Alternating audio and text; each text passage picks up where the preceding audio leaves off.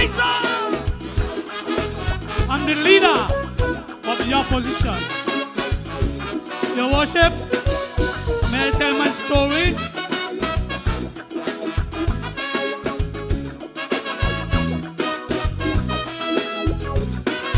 For speaking truthfully, they ostracize me, but that's okay, truth sets you free.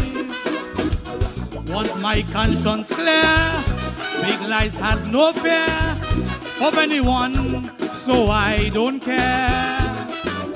They take away my position because I tell the nation of the presence of deep division. But their subsequent action has been a revelation of a divided administration. So if it means that I have to, I'm standing alone. Even if I am close to, I'm standing on my own. But I will not flinch, will not give an inch. I refuse to be deterred. There are truths that must be heard. I cannot stand around and watch my country run aground. Not if I could help it. From my bully pulpit, it is my obligation as leader of the opposition. I say I have no choice but to be the people's voice. Oh yeah, yeah. I have no choice but to be the people's voice. Yeah. Madam Speaker, allow me to tell you how it went. They even took me to court. Ha!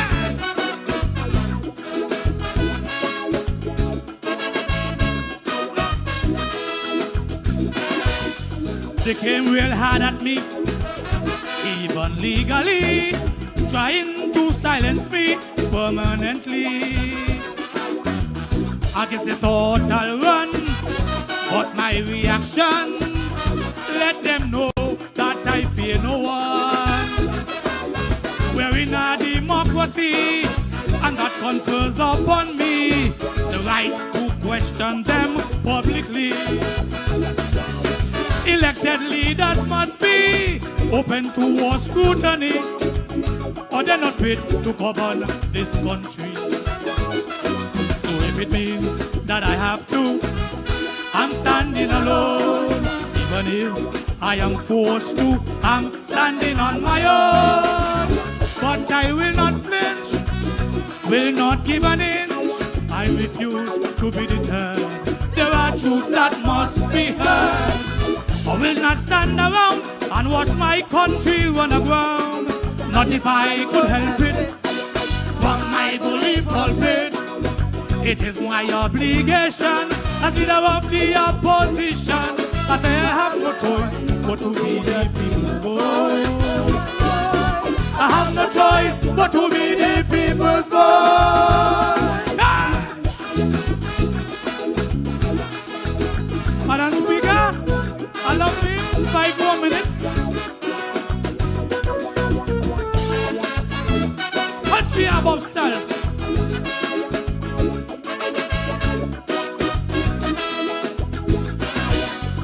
Our motto states clearly, unambiguously, for us to put country before party. So don't expect me to see and not see my country takes priority. And if in my opinion, and based on observation, we're headed in the wrong direction, don't expect silence from me as long as I am healthy. I don't play that kind of hypocrisy.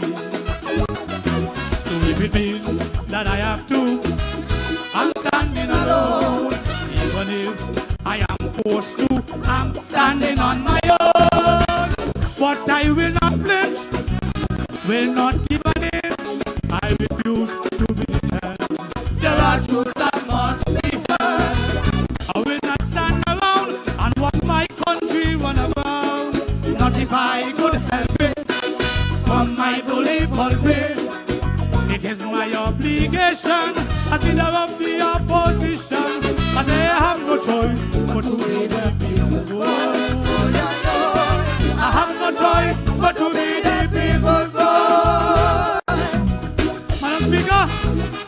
to speak to Dr. Drew. Dr. Drew, come up here, please. Last verse, final verse. Stand right there, right there. Listen carefully. Hi.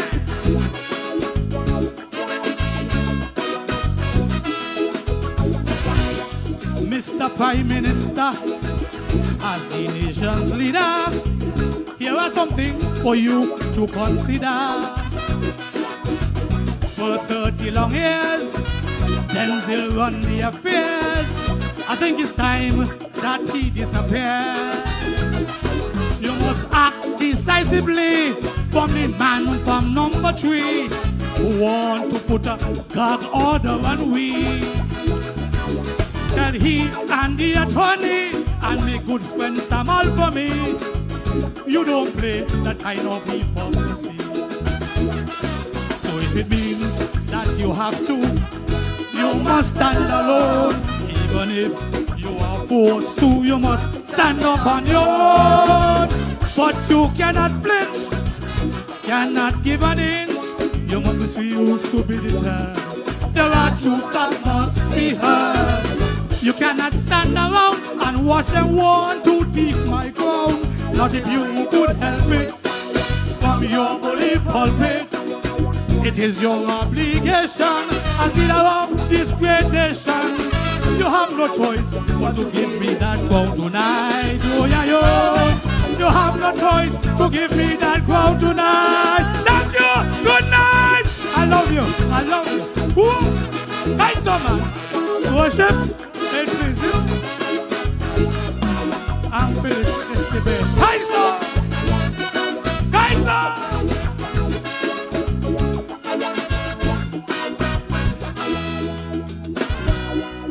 Kaiser!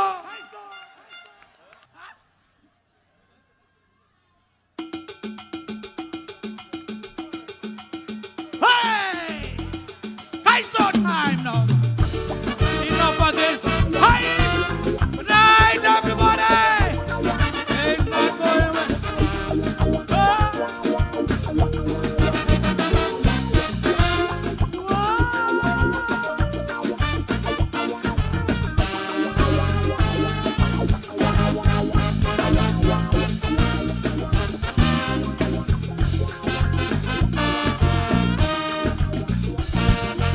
You thought I was joking when I start complaining that things in this country not going well.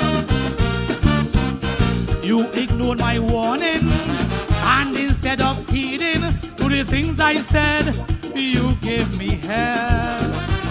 But instead of getting better, we deeper in the mire.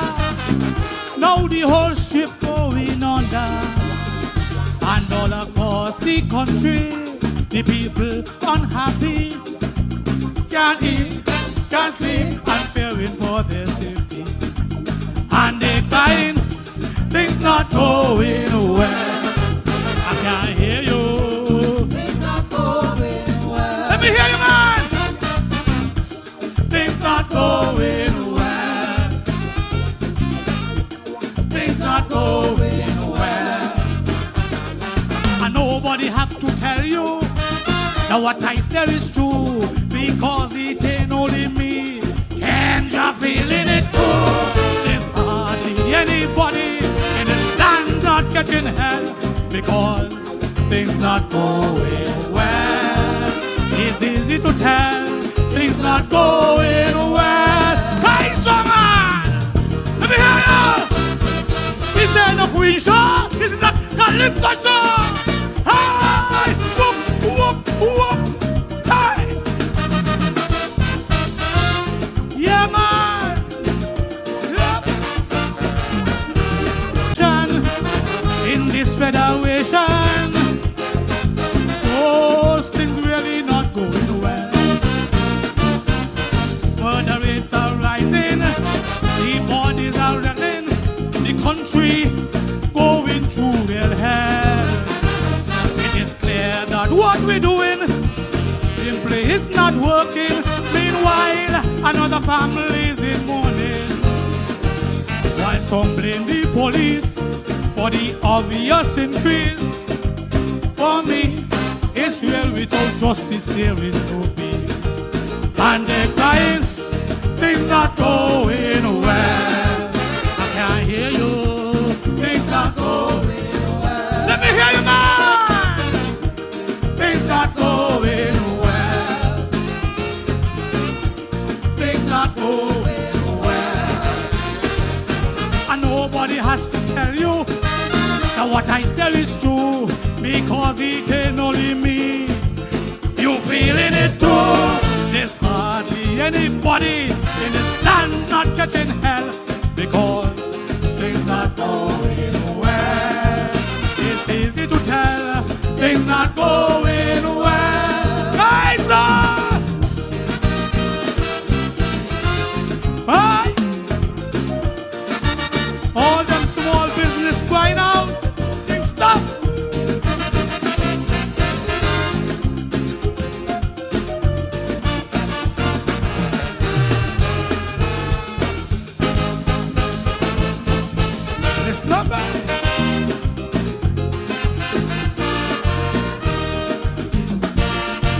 In the business sector, things not getting better. Small business owners going through real hell. It's like we're forgetting that they are the engine, and when they drive, the country does well. As we look to build a future where everyone does better, we need a very strong small business sector. We have no other option to save this nation but to join hands and work in unison. And they find things not going well. I can't hear you, things not going well. Let me hear you, man. Things not going well. Things not going well. And nobody has to tell you that what I say is true, because it ain't only me. Me friend, man, feeling it too. There's hardly anybody in this land not catching hell, because things not going well. It's easy to tell things not going well. Hey! Now where they be? Them thin-skinned people. But they're supposed to be here. What the thin-skin? They're out there. This was for all you. Listen, red. Move up.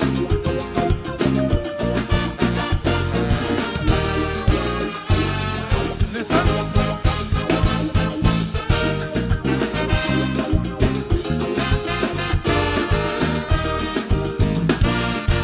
Leaders, are you listening to all the complaining that things in this country not going well? The masses are crying, have a hard time coping, while some behaving like their heads swell. Some of your recent behavior leave much to be desired, like trifling with the media. You better take stock quickly and face reality. But don't test, don't mess with our democracy. And we saying things not going well. Let me hear you, man. Get up, things not going. Stand up and sing it. Things not going well. I want to hear you. Things not going well. And nobody has to tell you that what I say is true. It ain't only you, Dr. Drew, feeling it too. There's hardly anybody in this land not getting hell, because things not going well. It's easy to tell things not going well. Things not going well. What happened to the water by Taylor's Bridge? The people in Shadwell calling our water, man. Dr. Joe, I want the 2,000 houses. Nice! Very nice. Maybe people said I want a fair share. Thank you, good night. Have a good time. I'll be back. At the backyard, it's not going well. Guys, come on. It's not going well. We not that good. Saying it's Nevis is in a mess.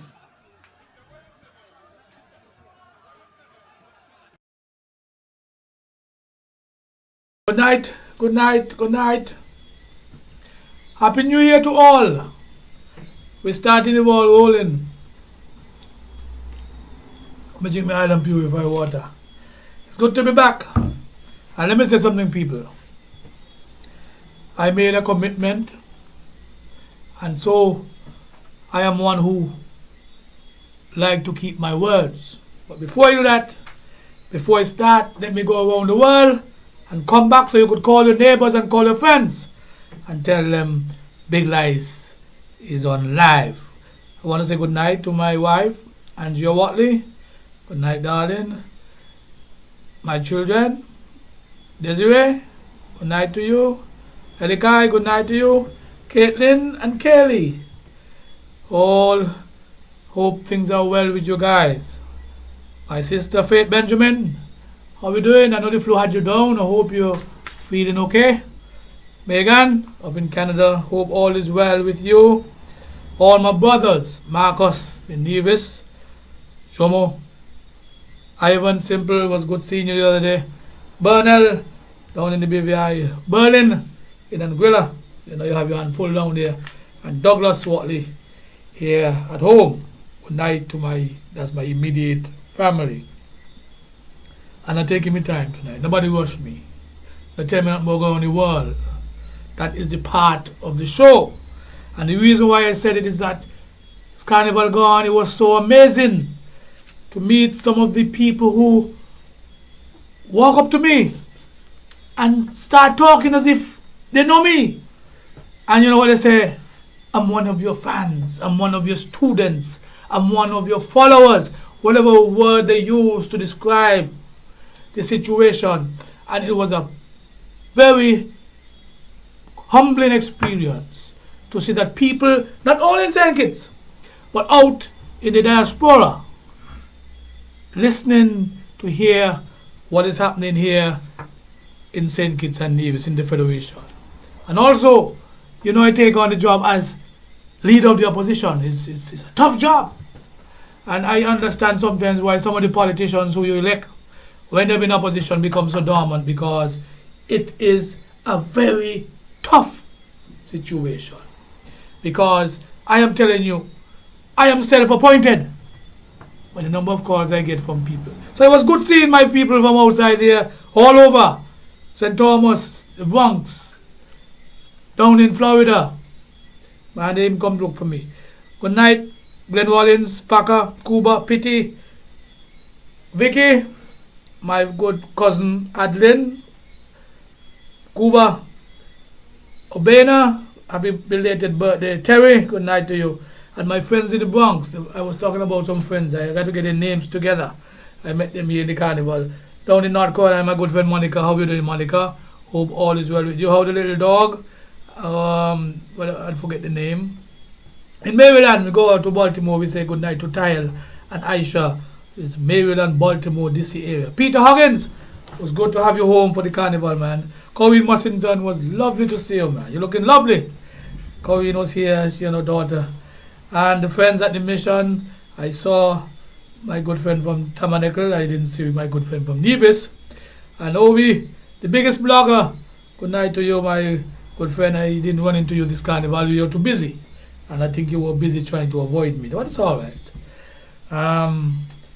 In Philadelphia, we go down MS, Yvette Herbert, the big, I'm going to talk about Yvette one of these days, the big promoter there, trying her best. He's in Philadelphia area.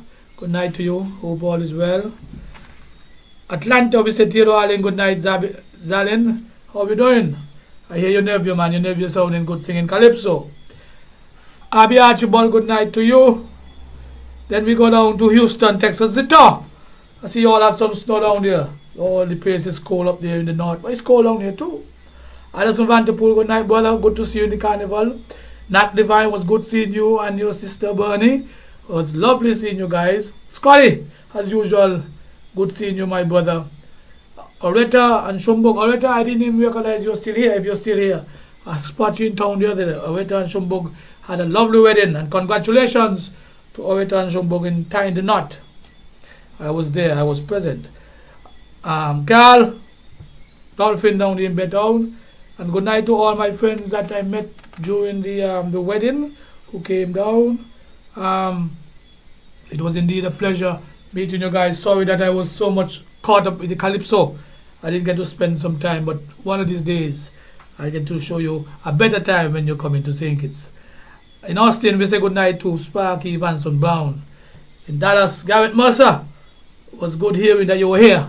I ain't see you, but hearing that you were here, it was good seeing you, my brother. And hope to see you again soon. Say good night to my sister in the deal for me. In Washington, Seattle, Washington, that is, we say good night to Lenny Liebert. Zabi in New York. How you doing, my brother? Then we go down to Miami. We say Don Byron, as usual, you were here. Alla Byron, Delia Byron, all were here. And my good friend, Mr. Levine. We're going to speak. I'm going to call you, but it was good seeing you. Sorry we didn't get to have a drink, but you know, those times are for friends and family. We will have our own time. Landlord Charles, good night. Sharon Benjamin, good night to you. There in Miami, hope it's not too cold. You and the family say good night to everybody for me. Keswan, Samantha, Sharon, Tassie, all my good niece. And Grappy and Quincy, I want to say good night to Grappy and Quincy, who is in St. Croix right now. And they are attending the funeral of their good family who passed away. And I will deal with that when I reach to the condolences section. In Orlando, simple again, I say good night. Cousin Grace and Victor, good night. In Tampa, we say Lincoln Hobson. Was good seeing you, Lincoln, and the wife as well. And hope all is well. And I want to say good night and happy birthday belatedly to my good friend Delois Hobson, who celebrated just the other day. As I remember, I would say that because, you know, I am not a computer. Sometimes I forget. I'm getting old. In England, I want to say good night to Howard Williams. Good seeing you, man. Hey, Sean, how you doing, boy? A long time we didn't speak, but I guess I'll give you a call on the weekend. Jackie, good night to you. All the jockeys, whether Jackie Water or Jackie this or Jackie Decent or whoever, all the jockeys in England, good night. Landry Isaac, was good seeing you, my brother. Mrs. Walker, Mrs. Griffin, my neighbor Handy, good night, and so forth. In Leicester, Jacqueline Webb, Moses Webb, Matthew, good night. And Aaron, good night to you, my brother. It was good hanging out with you, man. It was a pleasure. You came and we had a good time down here in St. Kitts. So, Moses, you know, next time, make sure everyone come down early for the Culturama and so forth. We go to Canada, we say good night to Malcolm Hamilton, my good cousin Diane, Zelma, Mommy Di, good night to you all. And I know Mommy Di is a ardent listener to this show. Those are the cousins and sisters and brothers of mothers of Barcolico living there in Canada. Tara, Liebert, good night. It was good seeing you. We didn't spend enough time, but next time around we'll have a time to talk. Between Isaac, good night to you. Rod Herbert and the family, good night, my brother. And all the other people there in Canada. St. Thomas, Lloyd, Voney, Foxy, St. John's, Vancito. And Mary, was good seeing you, my brother. Zoe, Bobby, Lisa, good night down there. In the BVI we go across, we say Diana, good night. Daphne, my good old sister-in-law, good night to you. Bernal, I ain't talking for a while, but you know how that goes.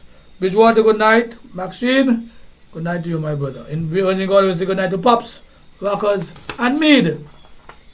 And we come down to Antigua, we say good night to Denley and Wally. Good night. And Ainsworth Grant, Cindy Grant, Brianna Grant, Jensen Joseph, my brother, good night to you. Up there, Vernon Springer, and all the guys there in the cricketing world up there in Antigua. Joel Bartley, my old captain, good night to you, my brother. In Angola, we say good night to Wayne Proctor and Lamville Havigan, two ex-cricketers again, my good teammates, and down there in Anguilla. Hope to visit soon. Bobby Black, was good seeing you, my brother, and the Rasta man. And all the Anguilla people who came up. And the Anguilla people, I still have shirts. I still have my things not going well shirts. People, I have shirts. Buy your shirts, support the cause, because, you know, when we're ready to march and so forth, them are the shirts we're going to put on, you know. to say things not going well. And if things going well, we're going to get some shows to say things going very well. So it is we look at the nature of the situation.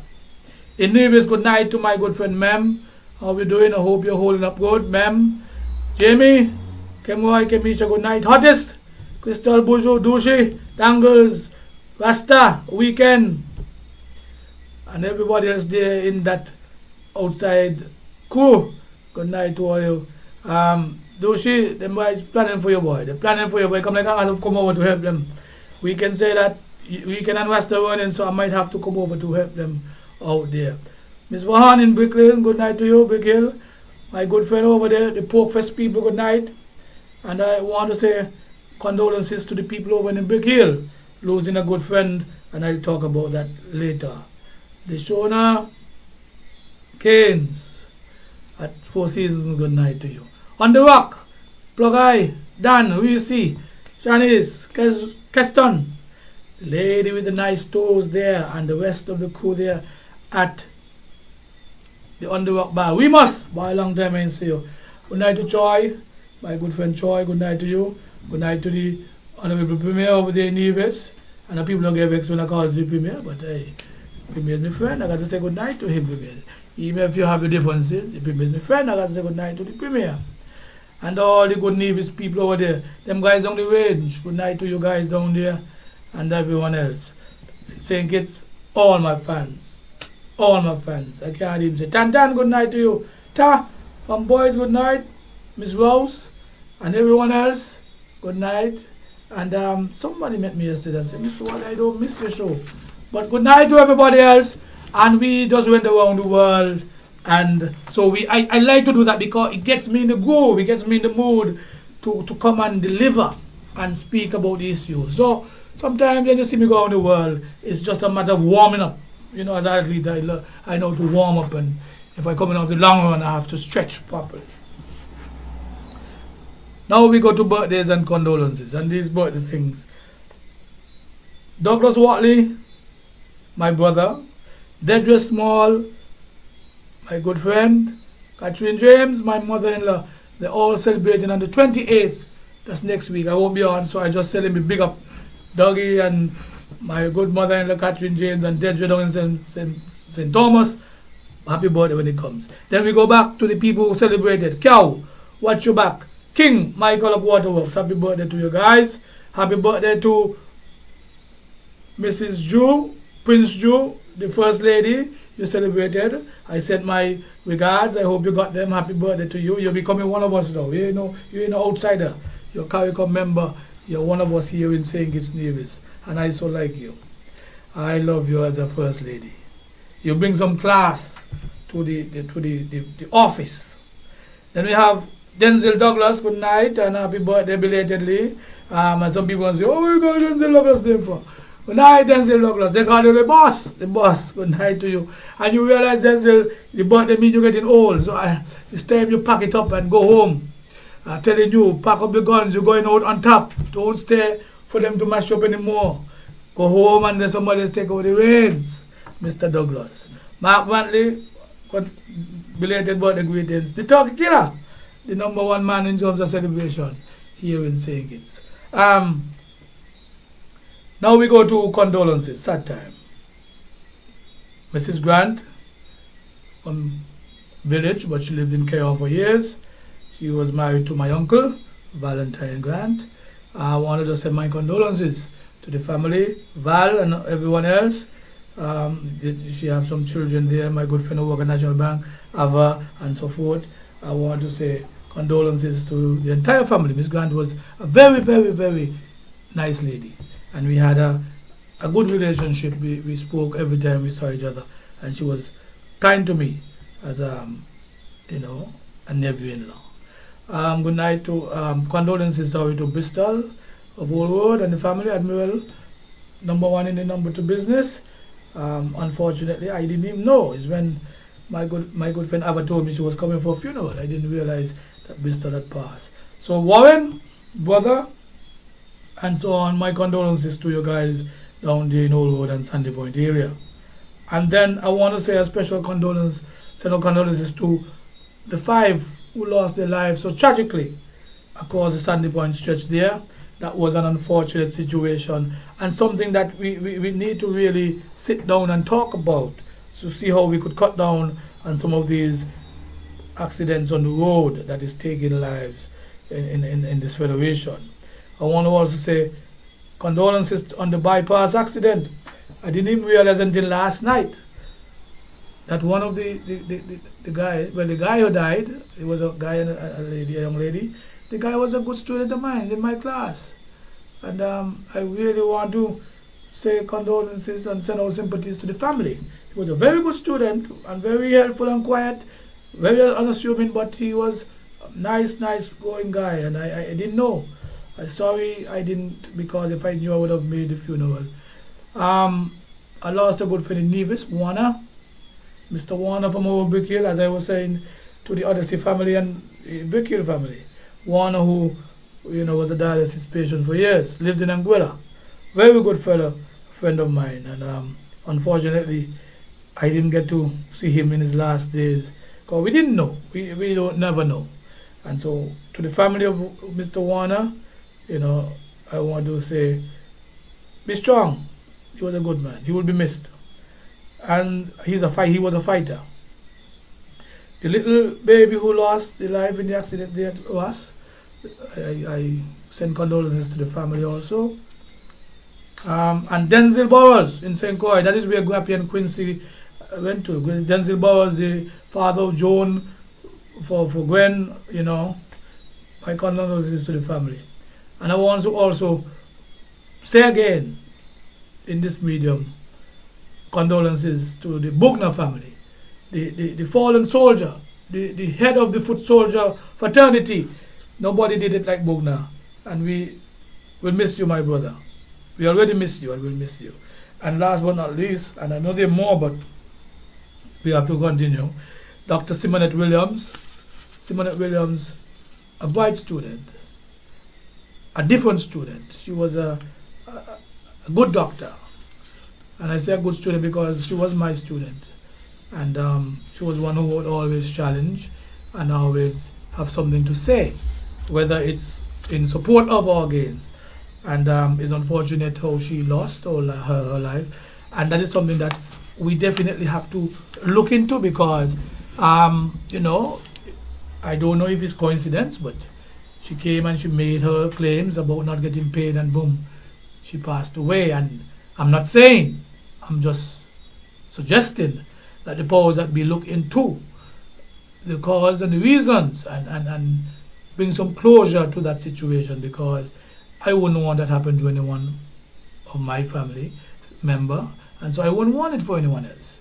And so whoever have the reins of power find it important that we bring closure to that case and we find out exactly what was happening. We are not hearing anything, whether it's a hit and run or hit and stand up or hit and run and come back. Whatever it is, we need to know. The citizens deserve to know. And so that is it for our condolences. And I don't think we have any ads. We have an ad? Okay, if we have an ad, we'll go to the ad and then we'll come back and start with the opening sentences. Where can you go to get the best in Caribbean cuisine? Man, I'm talking about the Green Valley Pub in Keon, St. Kitts. For the best to suit everyone's pocket, and they're open Monday to Saturday. Every day is a special. Stew pork, curry goat, oxtail, fish, chicken, soups, and much more. Well, they also cater for the vegetarian and the vegans. They're located on the Island Main Road in Keon in the Green Valley, St. Kitts. Check out the pub now, tomorrow, and always. The pub for the best in Caribbean cuisine.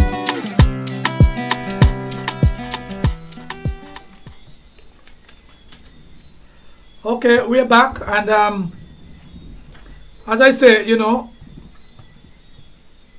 some people take this undertaking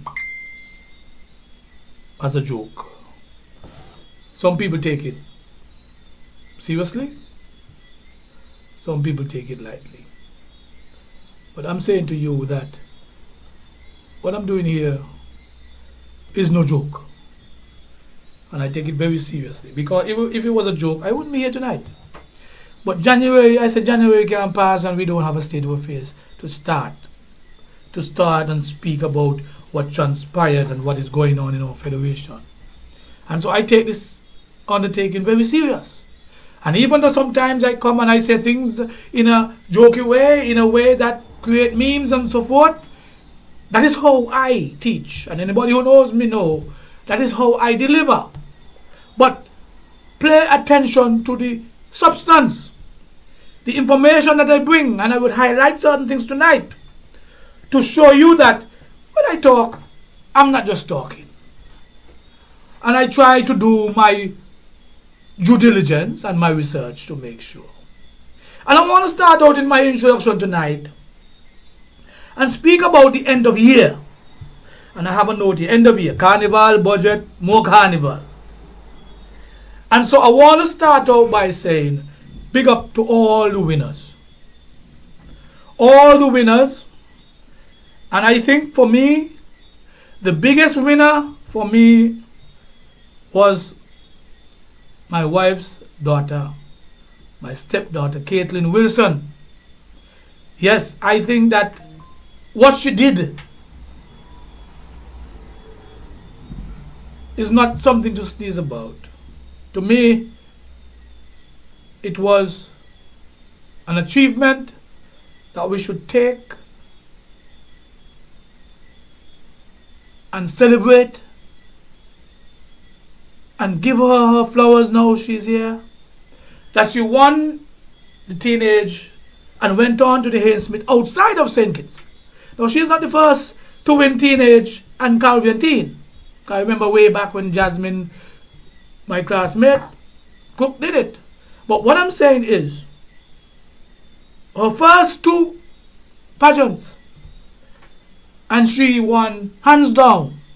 And to do it for the Hainsmith outside of St. Kitts for the first time, I think it's commendable. And I think it was, and it is, a great achievement. She has talent, and what we need to do now is to hone that talent and to ensure that she go on to improve our situation. And so, big up to Caitlin Wilson. Then we have Ultra and Lux.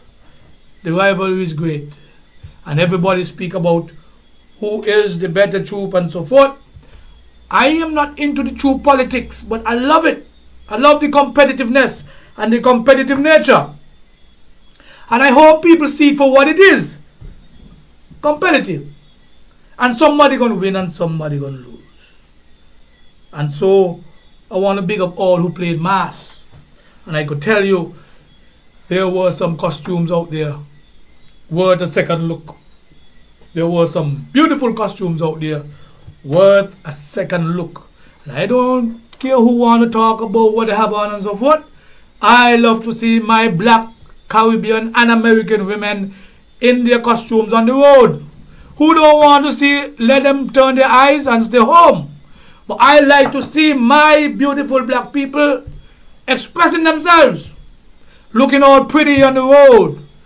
And I could tell you, saying it's Carnival, it is coming of age. I criticize when criticism is due, but I must say that Shannon Harley, my good friend Shannon Harley, and your crew, I criticize when you bring the show so early, but now I start to understand what you were trying to do. And so I want to commend you and your people for putting on a good show. People are talking about our carnival in the same breath of Trinidad and Barbados and Brazil and those things. And it means then that we are onto something good. We still have a lot of work to do, a lot of work. And I'm going to speak about some tonight. But I want to give you your props now. And I know you probably saying, boy, I'm going to retire now on top. No. Continue to put us on the right track and pass on information and get people to work with you who are willing to learn so that when you go on retirement, they would take over and everything would be all right. But I think that we are on a good path. Then the road march. I want to say congratulations to the Collision Band. The band usually play in the pub very often. But finally, They said they got the keys to the city and they got the road match. I would never understand the criteria of the judging, but they won because they went on the road early and they went round the most and the song sound good. So, me is in a problem. They went on the road early, they went round, but the bottom line, the song sound good. And so, congratulations, Coalition. Mr. White, I know you have been trying times with you and your band, and I'm happy that you guys would have held that. The Queen Show, the winners, all the winners, I don't follow Queen shows. So, I would only follow the teenagers because of Caitlin, but I really don't follow Queen shows. So, I don't even know who win, who come second, who come last, who come third to last, or none. So, I don't know. But all the queens, congratulations to you guys.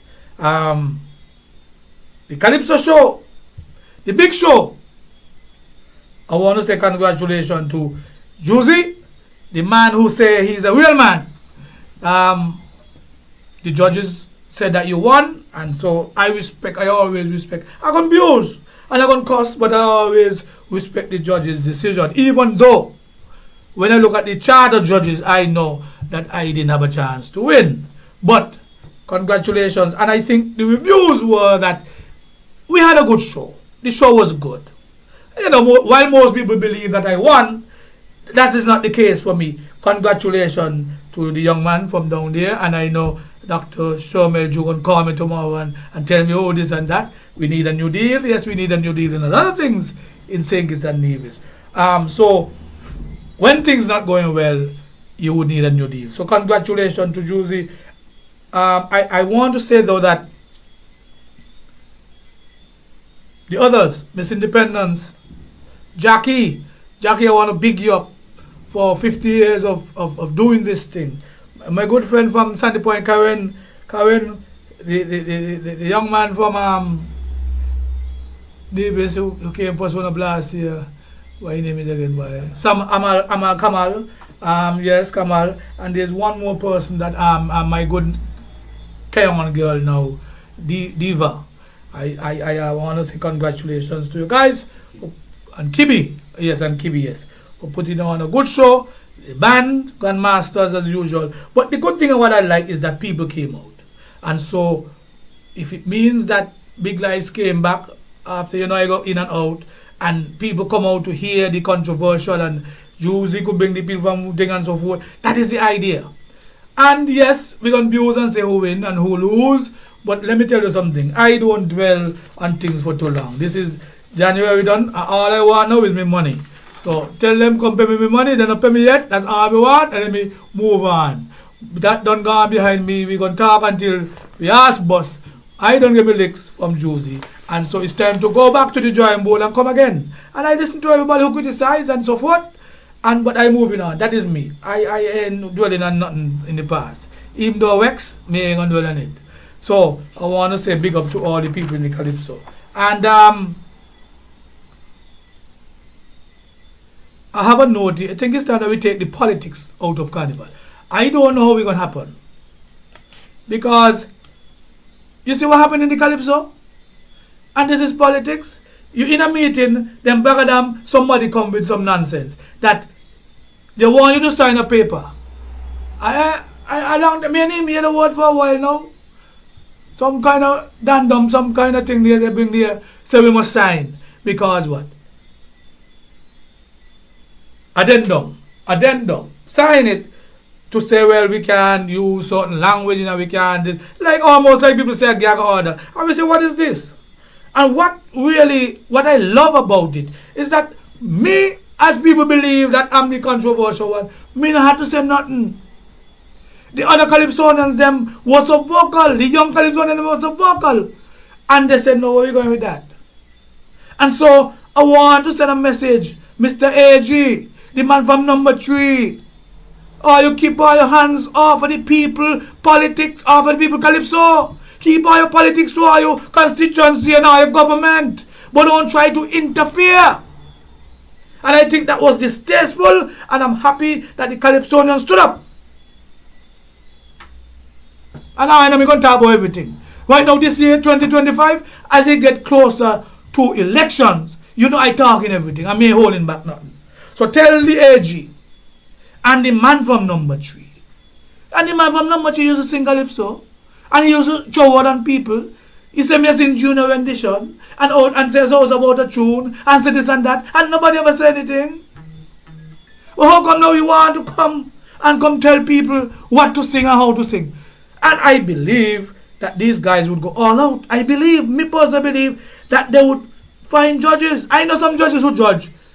I couldn't win, ever. Because I know the history of them. I know how they feel about me. And that's one thing about singing calypso on my behalf. That because I'm so vocal in other things, people come and judge me, not for the calypso, but for the other things, because they're glad to jam me. And jam me if you wish. Jam me if you may. It's like a man tell me, boy, you expect to win the crown? You ain't see contender used to abuse, and contender will never win a crown on a pump. How you expect to win a crown, abuse labor on a labor? I say, well, boy, if I so I go, so I go. But they ain't gonna make me stop sing, and they ain't gonna make me stop abuse. So, who I touching everything, and who vex, too bad for them. As I said before, our carnival is improving. But we need to allow the creative juices to flow. We need to stop fight down each other. I tell you one talk about everything. Stop fight down each other. We have right now some nasty politics with the promotion. Hans, is Hans the name, right? Hans is a promoter? Hans, yeah man. Hans. The promoter name, Hans? Fans, man, not Hans. Fans. Fans been getting some fight.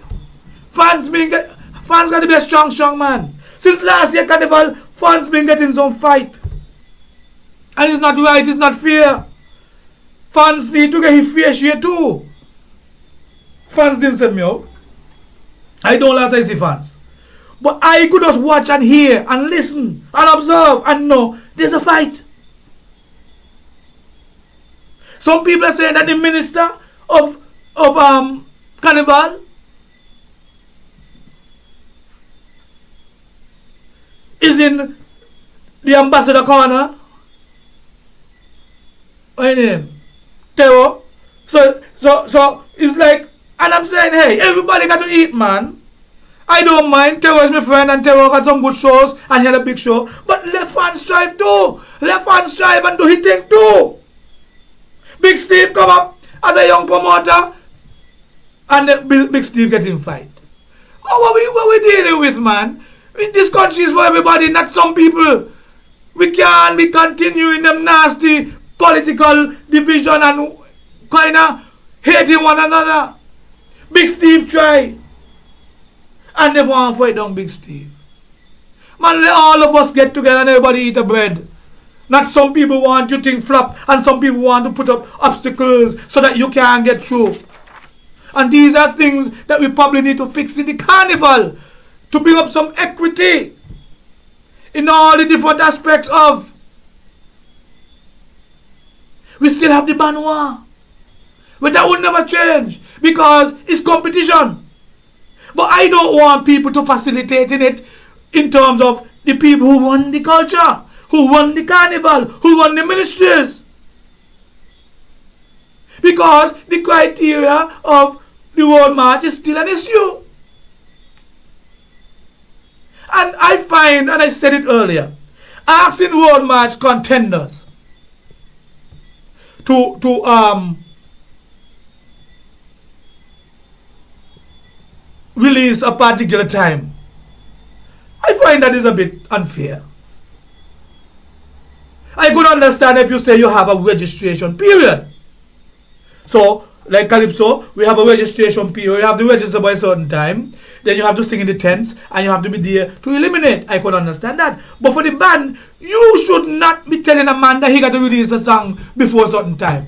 I don't believe in that. Because it still comes down to the people. And if I release a song on Juve morning and the people love me song and they're going to jam behind me, it's the people. So why you going to force me and tell me if I don't release by the 1st of November, I out of it? Man, that can't be right. And I believe that they need to adjust that. I mean, I don't know the wisdom behind it, but I think that a band should be able to release whenever. It's to their detriment if they release late. Who want release early, release early. But you can't eliminate me because I release late. Suppose me already. Suppose there has some unforeseen circumstance that I couldn't release the date, but I could release 5 days after. No man, we can't be so rigid when it comes to a band releasing a song that is a potential road march. Let the people decide. Let the people decide on the road. Juve morning. Now,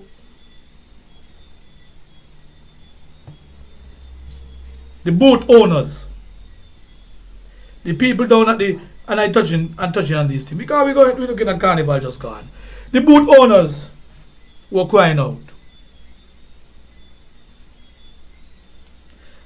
And they're saying, for what they put in, and I'm talking about down in the Bank Street, Circus area, they say what they put in. They say they're not seeing activities in that area. Some of the nights, nothing happening at all. But they have drinks. They have to pay. They have food. They want to make money. Everybody wants a chance to make something.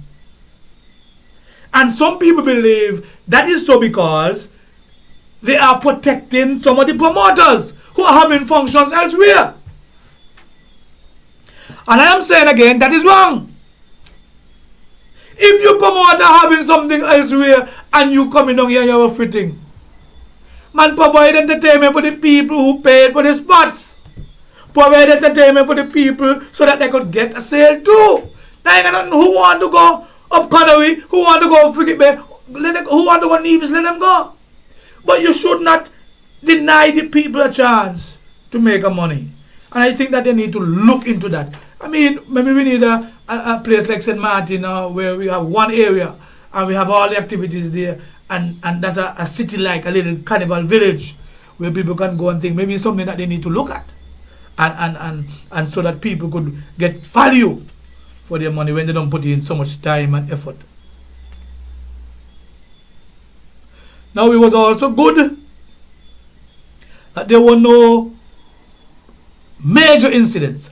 You must have incidents, no major incidents. Few persons got bite. Some people lost their woman in the band. But that's it. That gonna happen. It happened to the best of us. We are improving, as I said before, and I love it. And people are now understanding that we all are one family. St. Kitts Nevis, one family. So I want to big up the security forces. Sutton and the boys, the police.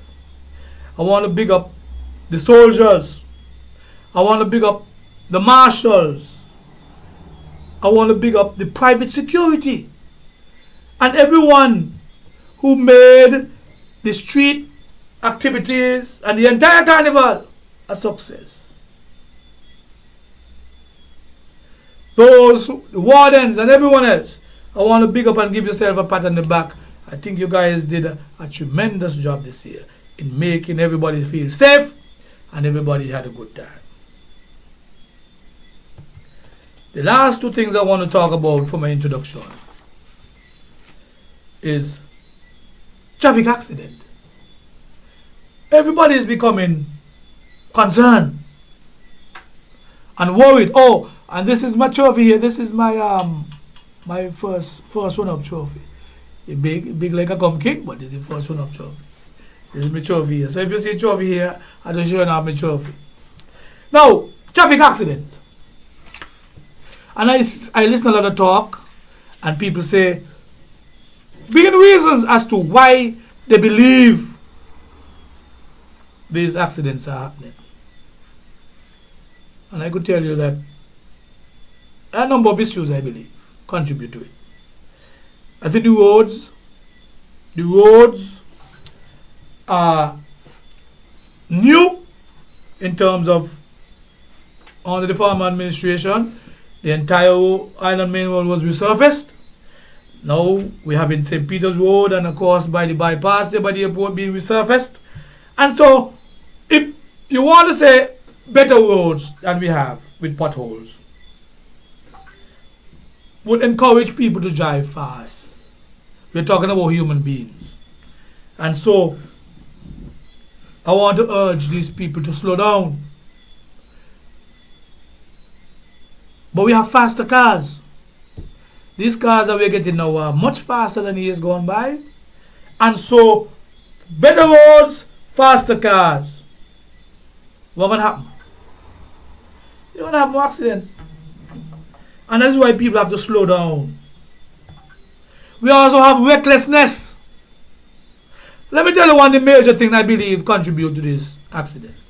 And I have two things. The phones. Nobody would admit, but all of us who drive, at some time or the other, we find ourselves checking message or talking on the phone. The phone has become so much a part of us that even in driving, and I believe I'm urging drivers to put on the phone, all of us. I tell you, all of us, even me sometimes, you have to, because you expect an urgent call or whatever, put down the phones. Slow down if you're talking to the phone. I believe phones contribute a lot to the accidents. And one other thing that is going to be controversial, but I'm going to say it. They have some things I call peace license. Peace license. People got license without even writing an exam, without even going on the road. And so they cannot interpret. They don't understand the road codes. They don't understand what it is. They didn't go to a teacher to teach. They just jump in a car and they tamper until they get it. And then there was a program and they get a peace license.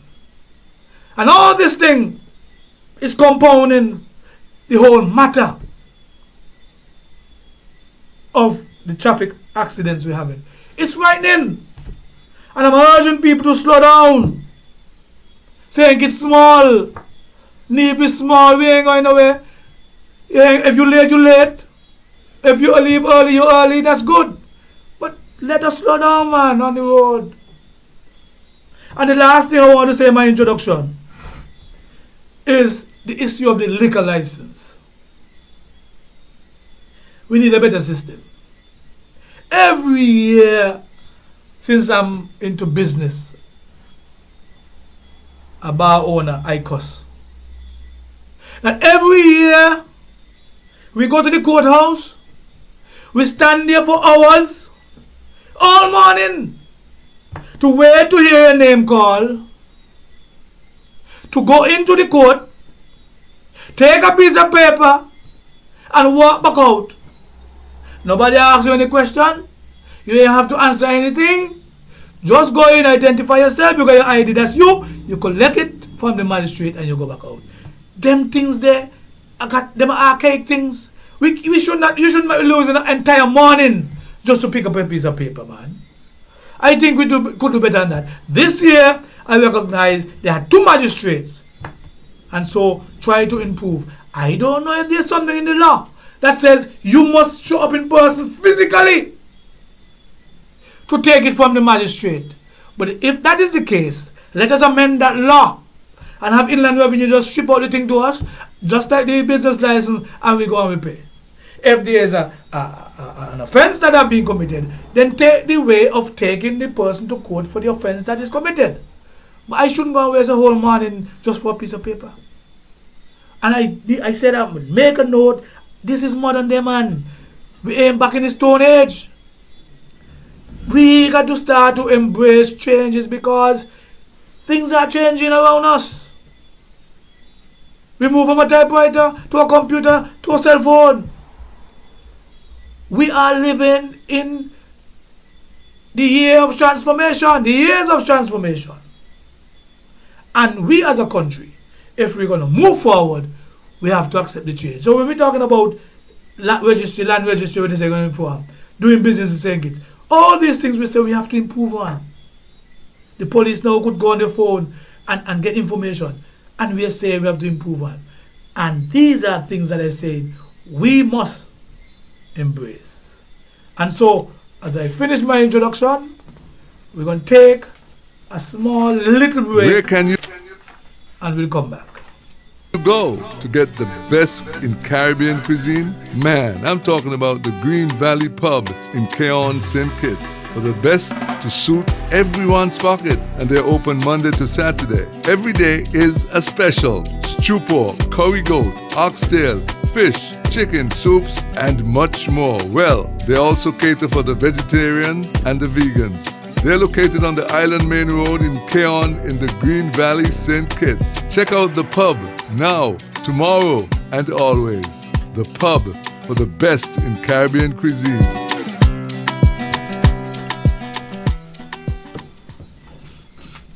Yes, we are back, and I want to encourage people this month. The Buckley's Uprising is usually celebrated at the end of the month.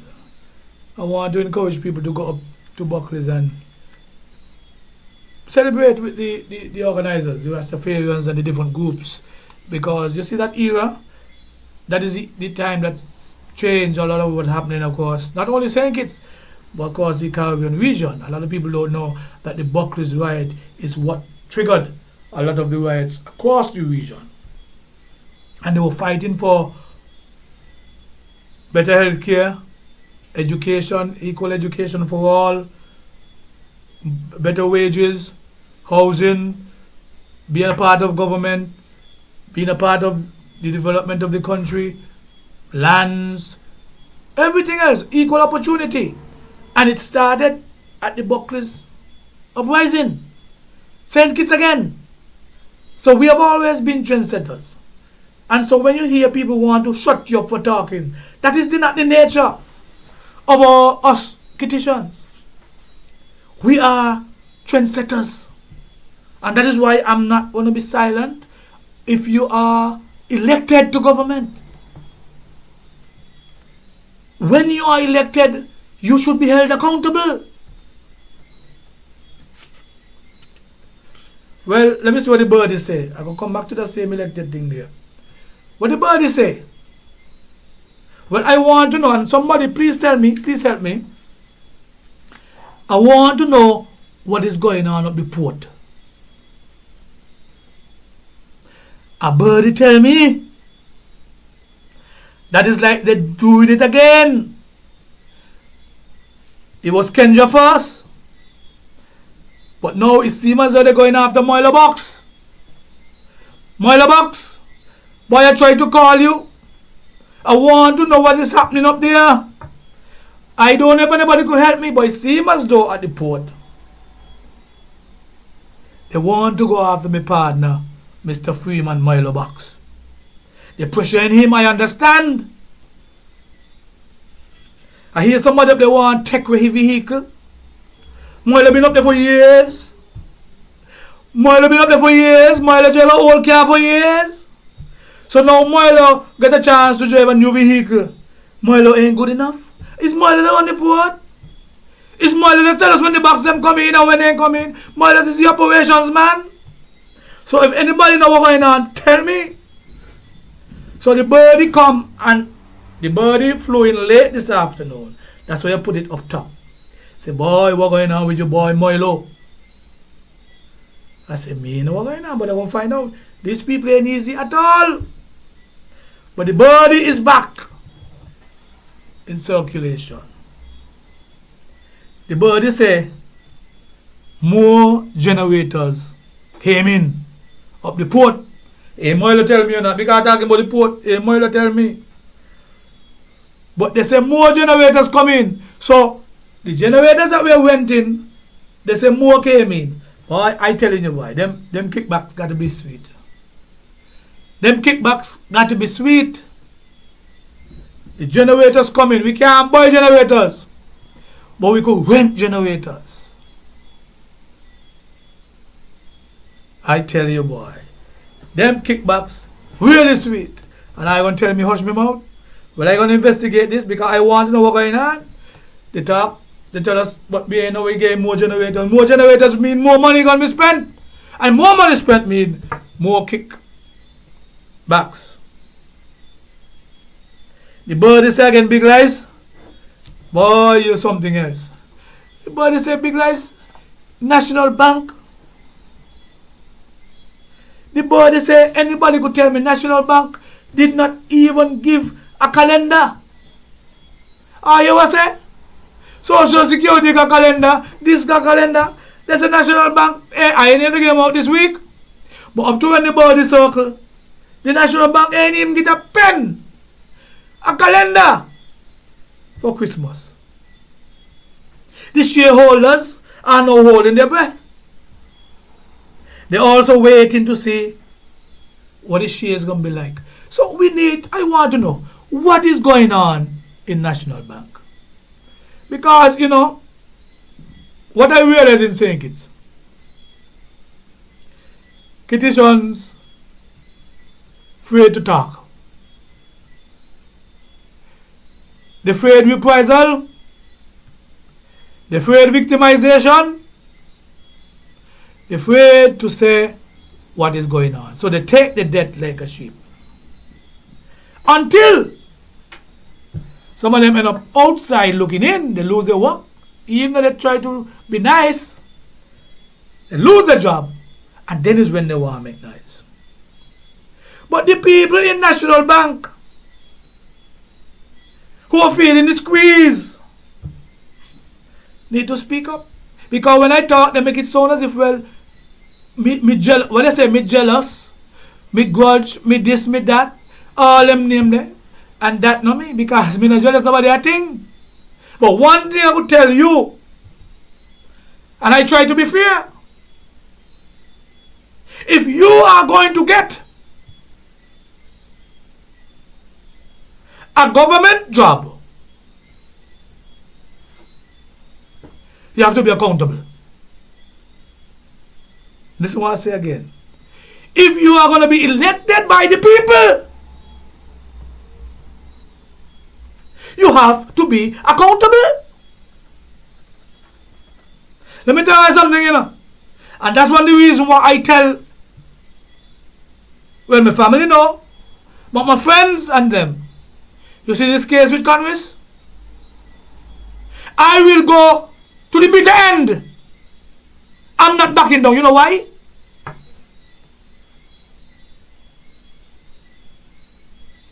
And I want to say something before I continue. I am all right. Apart from my challenges with problem with diabetes, I am happy and comfortable in my skin. And a lot of you all reach out to me and say, boy, don't let them stress you out and so forth. No, they're not stressing me out. Provided I'm doing what I intend to do and what I said I would do, I am happy. So no stress and all them things there. I have other things to stress me, but not the politics. I love the politics because politics, you get what you deserve. That's what it is. Whether it's good or bad, you vote for a team, you get what you deserve. But don't expect me, because I vote for a team, to take what you give me without me asking you questions, without me holding you accountable. I won't do that. And I tell people, I believe in the progression and the development of human beings, cultures, countries. And I believe that we have gone from fighting the white man, as I said in the Buckley's riot coming to the 1940s, fighting the white man for governance and so forth. We form our own parties. The Labour Party was formed in the 1930s, PAM came in the 1960s, 70s, and these were local political parties. And they fought to be in charge. They were fighting against each other. But we have elevated to a point now that we must look out for the betterment of St. Kitts and Nevis.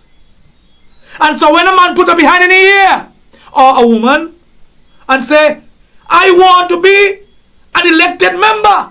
I want to be a member of parliament. I want to serve. And they take that Bible in their hand and they say, I swear to do this and do that. It means then that we, the people, must hold them accountable. It means that we, the voters, must make sure that they carry out the mandate. in which they said they would. So nobody gonna tell me no stupidness. When I look, and I wish, you know what I wish? I wish that they would allow people to represent themselves and talk in court sometimes so I could express myself. You know why? When I look at what I'm going to court for with Congress, and I look at the list of things, I never ever one time said anything about Congress, mother, his father, his wife, his children, his sister. No. Everything that I spoke about has to do with the office in which the man holds. So when I speak about Skelec, it is the office. When I speak about Christoph Harbour, it is the office. When I speak about supposed kickbacks and so forth, it is the office. We are supposed to ask questions. And if you reach to a point that you want to be a public servant, but you don't want to be questioned, something is wrong. And that is why I will not give up, no matter how much it costs. Even if I had to go and do something out of the ordinary to find the money to fight this case, because it must set a precedence for our politics, that people can go into our politics, come rich overnight, and we don't ask questions. For instance,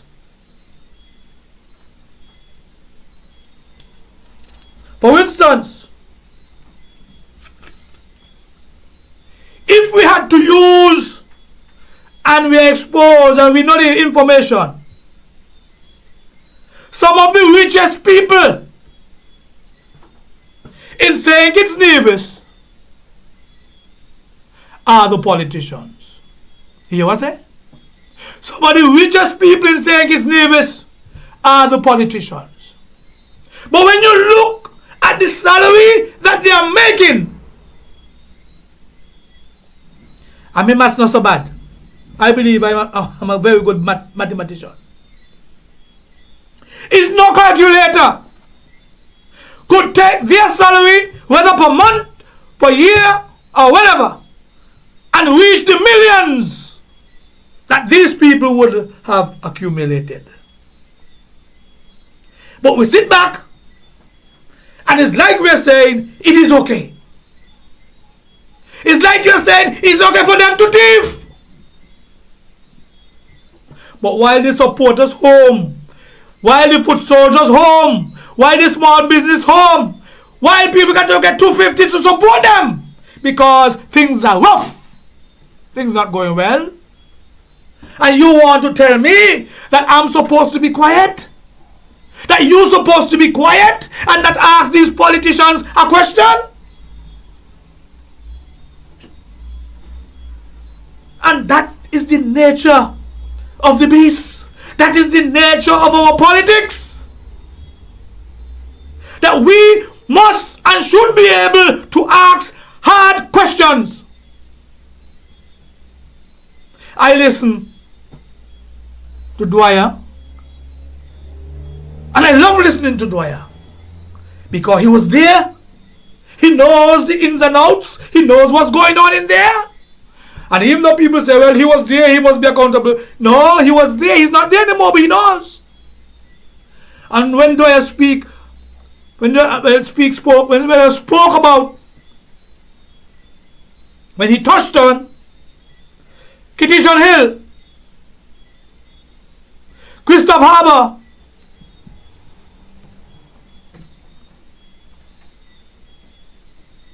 and something else. When he spoke about Buddy Darby or whoever coming back.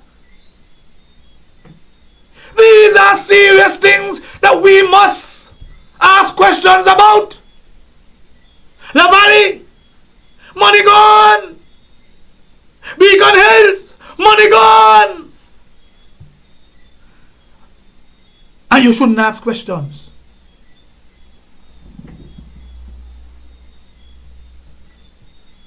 You shouldn't ask questions to these politicians who in there.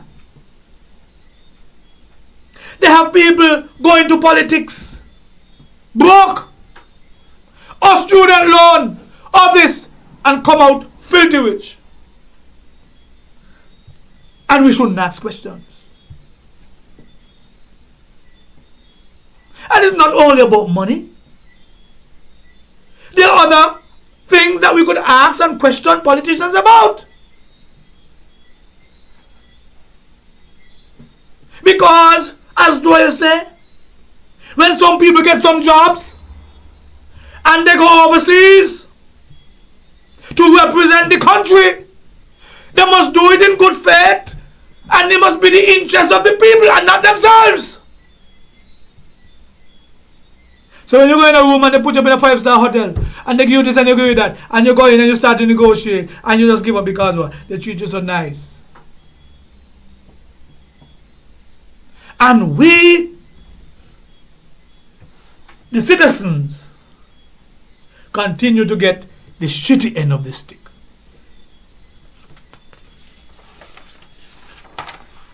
And I said that in passing. I was talking about National Bank because something is going wrong there. You know, one time I home, and I didn't have a lot of time because, you know, unemployed as I am, I'm a little consultancy working under. You know, I'm going to bring that to you all soon. I have my wife and I, we have something working on, but consultancy will bring it properly and bring it out there. I believe I am versed enough.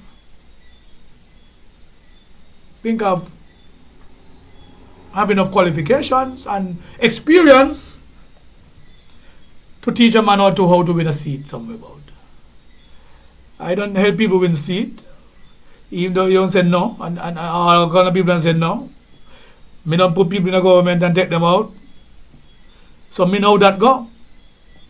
You got to know what buttons to press. And you got to know what is important to the people, the voters. And the people like to know when they're going on the right path. And I will continue to speak truth to power. To keep us in the Federation on the right path. But I see a trend of politicians taking care of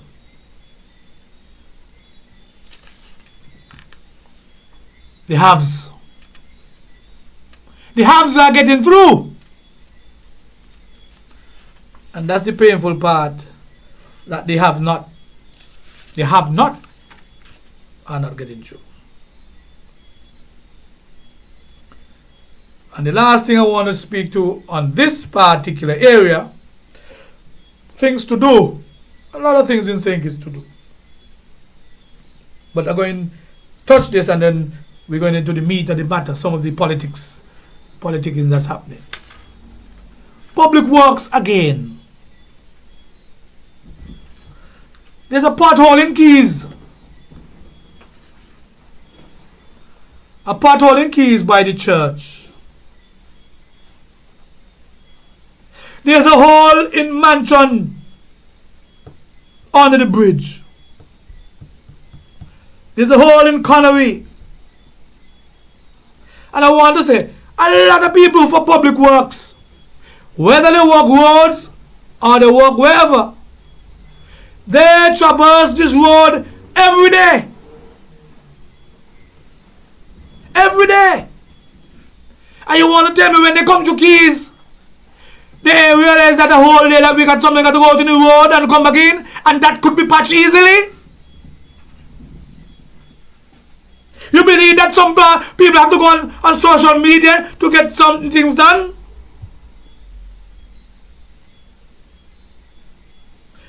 Mansion Bridge, you can't see the hole? It's when you're in the hole, you know, the sound that you think you punch out? And you want to tell me that we can get a crew to go around and make sure, man, we're paying taxes for the road tax. We could have better than that, man. I may want to start to call a name in public works, but a lot of them live over this side. Gilbert, the waterman, Smiley. You want me to call my name? Man, I have to drive the road. Send somebody to put some things in the hole, man, to patch it out. You know what a tire costs?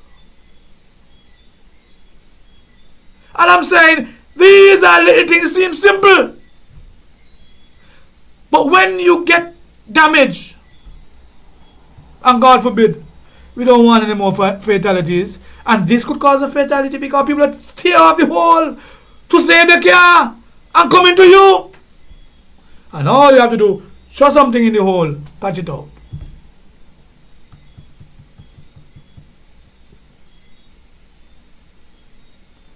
I want to say something here, controversial. Are we talking about roads? From my observation, Surrey Paving, St. Kitts Limited, is easily the best company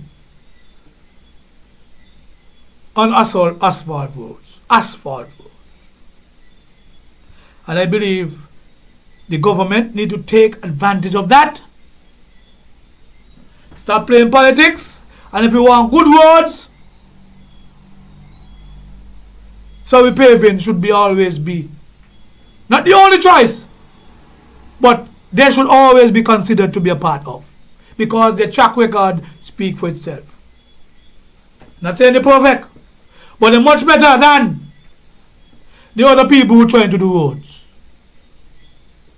And I have some fear in the years to come about these roads.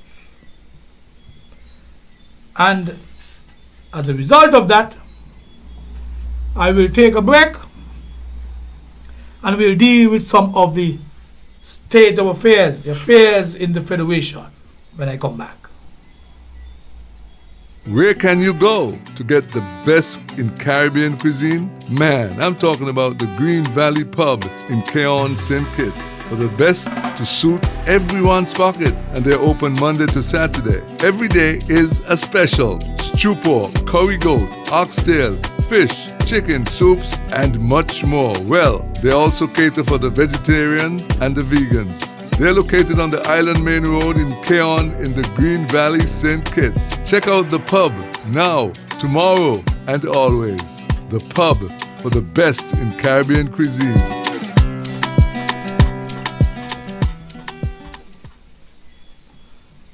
Okay, we're back. And as I say, I self-proclaimed, say I'm the leader of the opposition. People hear my commentaries. Many times they reach out to me and they ask for assistance, and I do my best to help them, lead them to the right path to get things done, and so forth. But before I get into politics, let me touch on a little thing there. Donald Trump. Donald Trump is now the president of the United States of America, second time around. Donald Trump does things different, unorthodox. But you know, America is majority is whites. However, Donald Trump made some promises and what he's going to do and so forth. I don't know if people took him for a joke, but he gone in and he's on a roll, doing what he promised. Like him or not, at least he's keeping his promises. Now what jumps out at me is that the people in America who just had Donald Trump prior to the COVID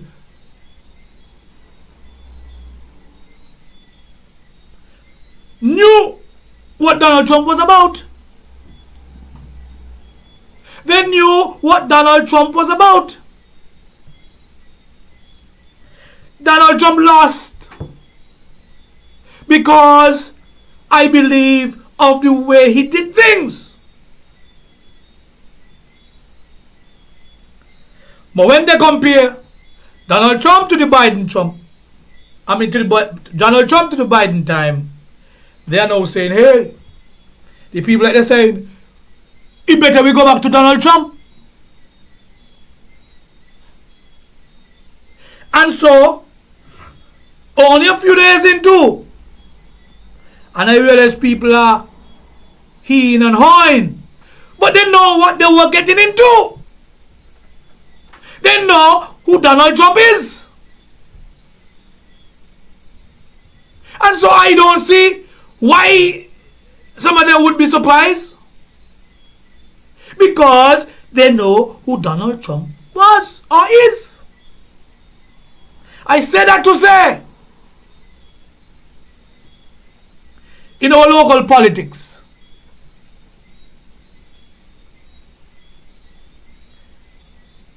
we're recycling, or there's an attempt to recycle.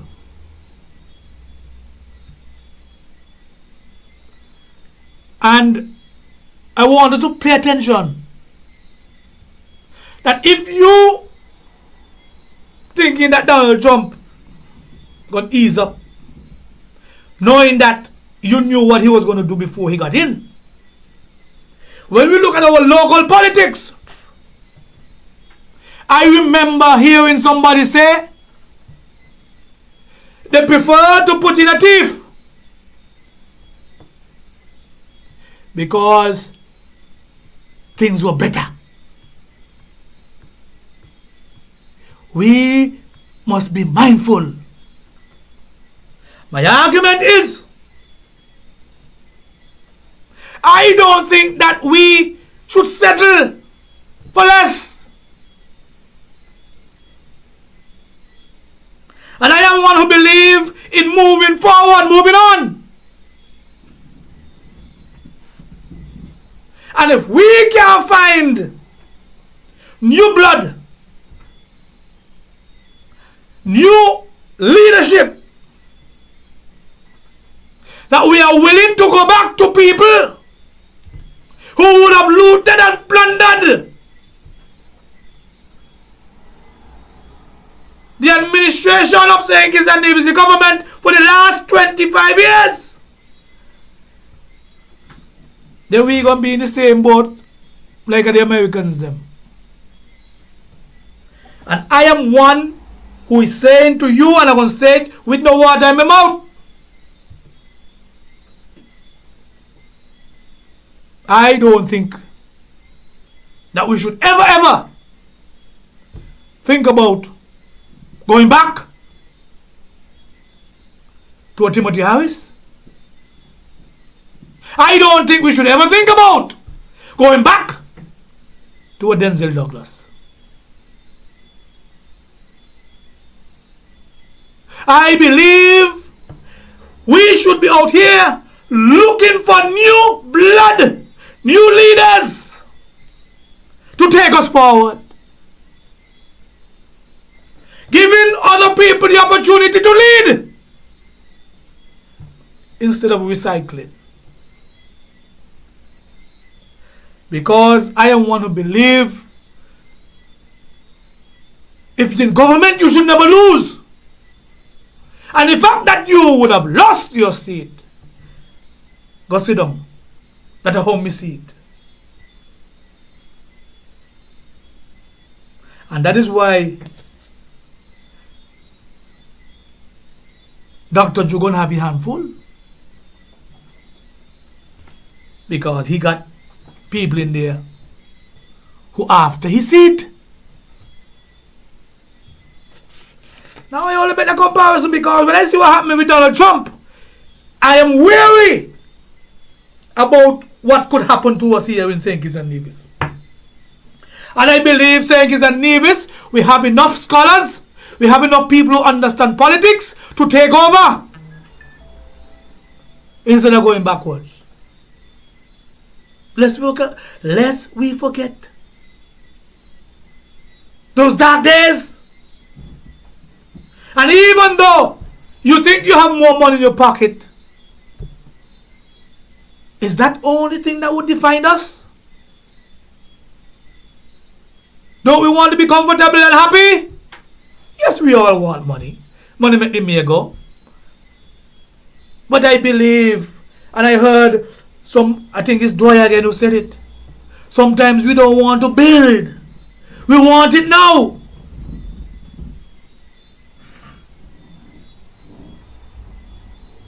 So let us see what would happen in 2025. But the state of affairs, I see the stadium is moving along. I see the stadium is moving along. So we paving did the track. Nice.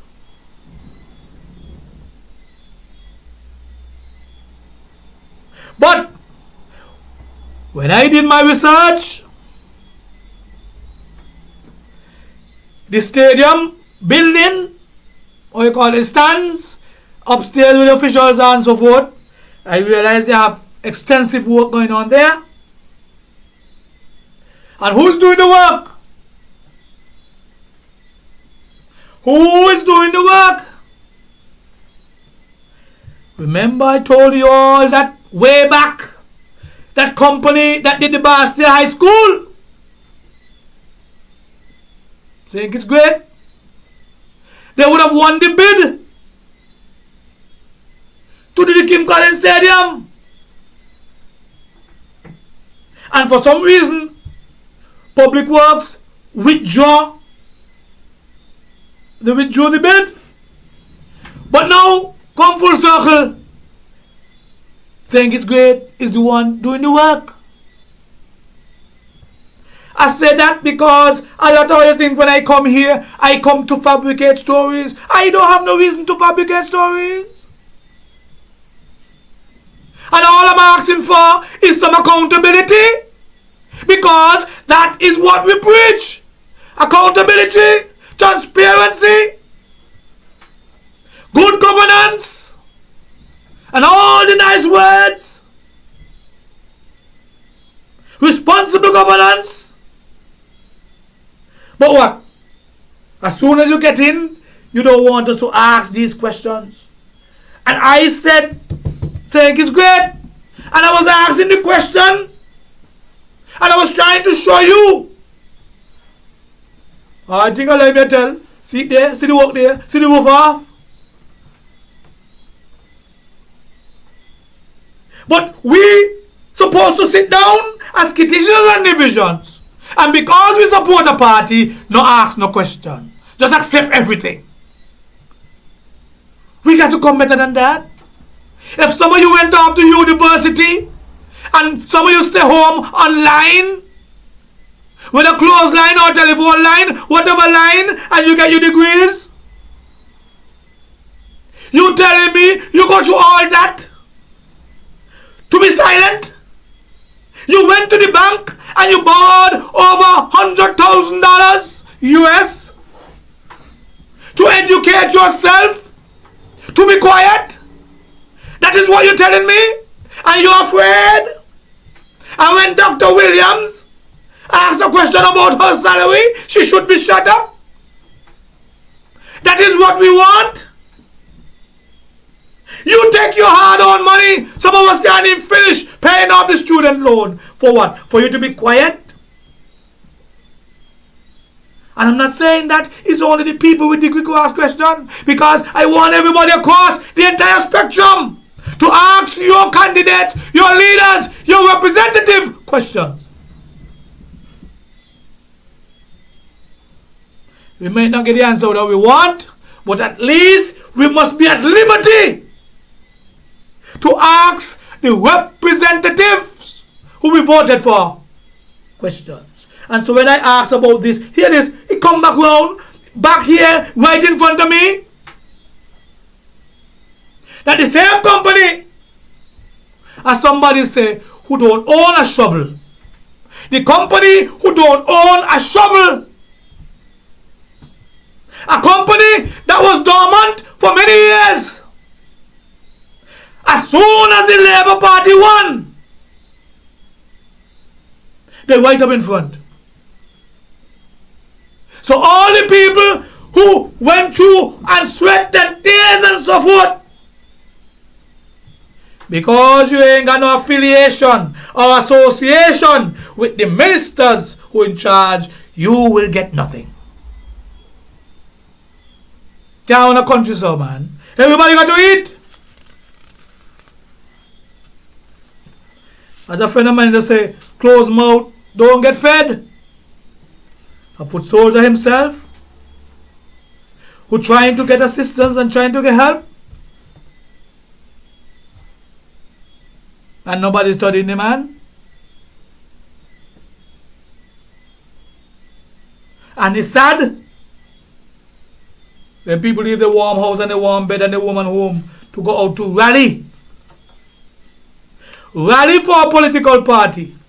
And you see, people always want to misunderstand, and so everybody can get. But National Insurance could go down Port Zante in a Denzel Douglas building. He could get. Put. National Bank could go Board Rock in a allowance building. He could get. Put. I tell you, I don't want nobody like me. I don't look no friend, you know. Me gonna target things them because it is unfair for some people who have so much to be getting more, and the little man, $250 a month. Well, $250 a month ain't gonna cut it, you know. I sure I got a note here, yeah. $250 a month ain't gonna cut it, because let me tell you something. And now remember, let me say so. The prices in the shops are becoming ridiculous. And when I see how the prices are going up and up, I wonder how long I could stay in business. Because most of your money go to buying this stuff, and people have a lot of things to say, oh, this and that. I am telling you, it is tough. And somebody or somebodies would have to visit Rams wholesale and do a comparative analysis as to how they get the price from that to this time. In short order, it's like every shipment. Even when there's duty free, the price just keep going up. And I'm telling you, if you don't own a house now, future generations will have it difficult to own a house. How the material keep going up? You see, I don't like when I like the social media. You know why? Everybody has a voice. You don't have to listen to everybody, because some people talk some real shit. And I'm sure some people might say, Big Lights talk some real shit to me, and listen to him. But everybody has a voice. And I like it because everybody could make their 2 cents. It's you to pick out the peas out of the shit. It's you to decide who talking sense from who talking nonsense. But everybody has a voice. And I remember a particular blogger Alvan Brown. Rumors made a very interesting post, and he was talking about the 250. I see people misunderstood what he was saying, but what I found was enlightening is what he said.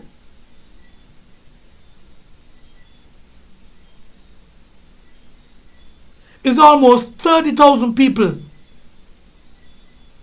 sign up for the BBB or the BBW, you know.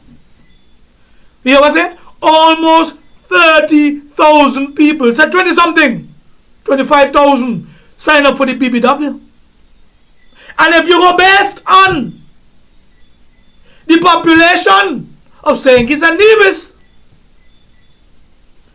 it is rather interesting. Pensioners not involved, so the old people not involved. School children not involved, so the young people not involved. So when you take away that from the population and you look at the numbers, it means then that we are heading towards what we would say a disappearing middle class.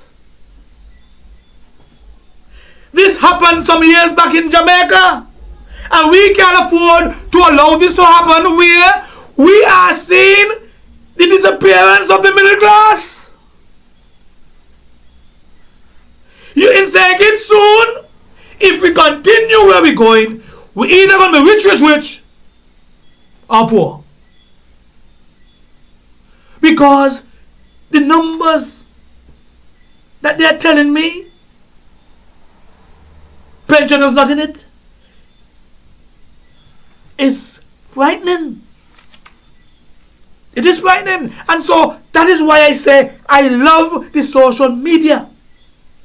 Because I pay attention to everybody and what they say. You don't have to have a degree. Common sense. And your politics might not be in line with some people, but common sense. That if that is the case, it means then this government will have to pay urgent attention to fixing that. That so much people is making less than 5,000.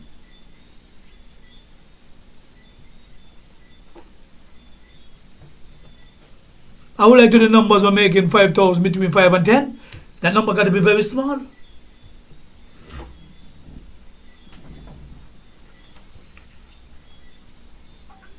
And so we have to fix that.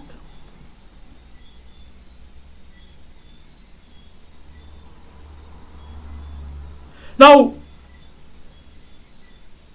let me go back to come forward.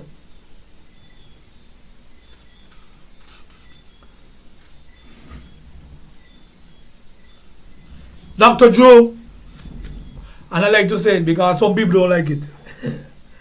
The Prime Minister, my friend. Oh, and people, you know what people said? In the Calypso show, they say that when Dr. Joe came in front, that me and Dr. Joe planned that. Well, let me tell you something. I did not orchestrate anything with Dr. Joe. Dr. Joe never talked to me about coming in front. The way I interpret it is that I was talking about the thin-skinned ministers, and he came out to show that his skin is so thin, and he come down in front of the stage. So I don't read into anything. Dr. Joe and me ain't plan a thing about coming forward. But Dr. Joe is my friend. Until he tell me stop saying that, I would continue to say so. When he tell me stop saying that, then that is how it goes. But for now, just like how Timothy Harris is my friend, but it's just that he went one side and I went the other side. Still my friend, my schoolmate. But when it comes to politics, me no partial.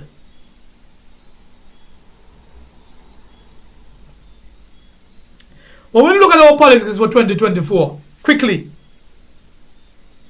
Most of what transpired, the BBW, the Aspire, Monkey Road, Keon Well, and you go down the list of major things. Most of what happened was pushed by Dr. Drew. My question is it by design?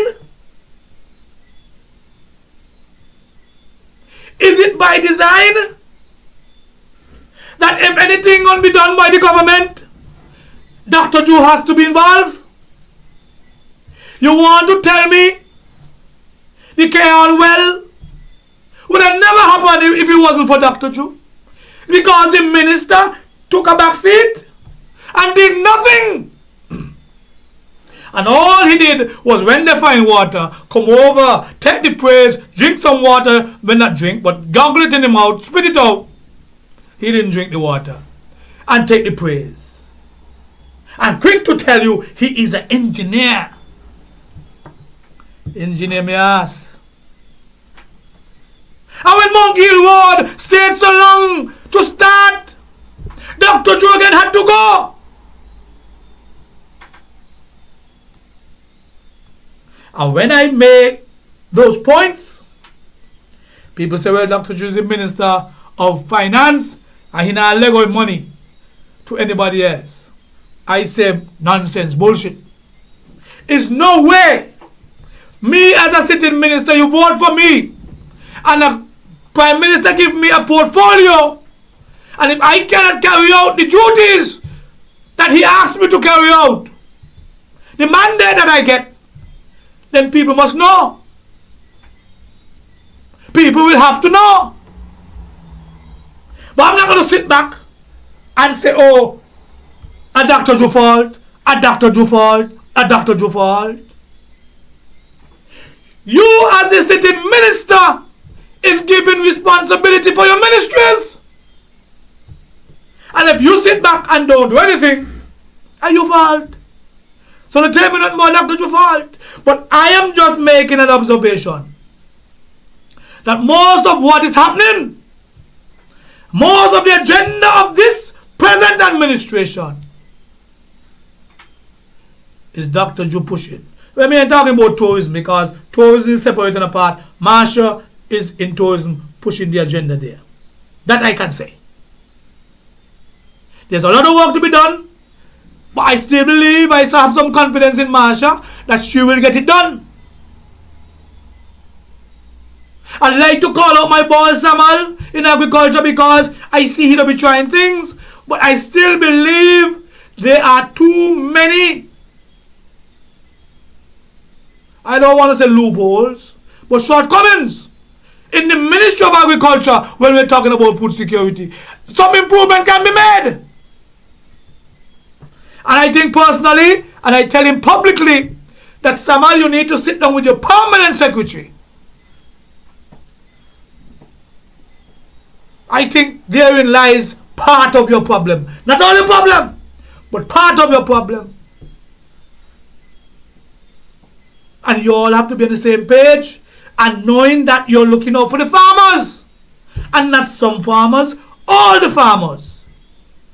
Because food security is important. But he asks the question, what is happening in housing?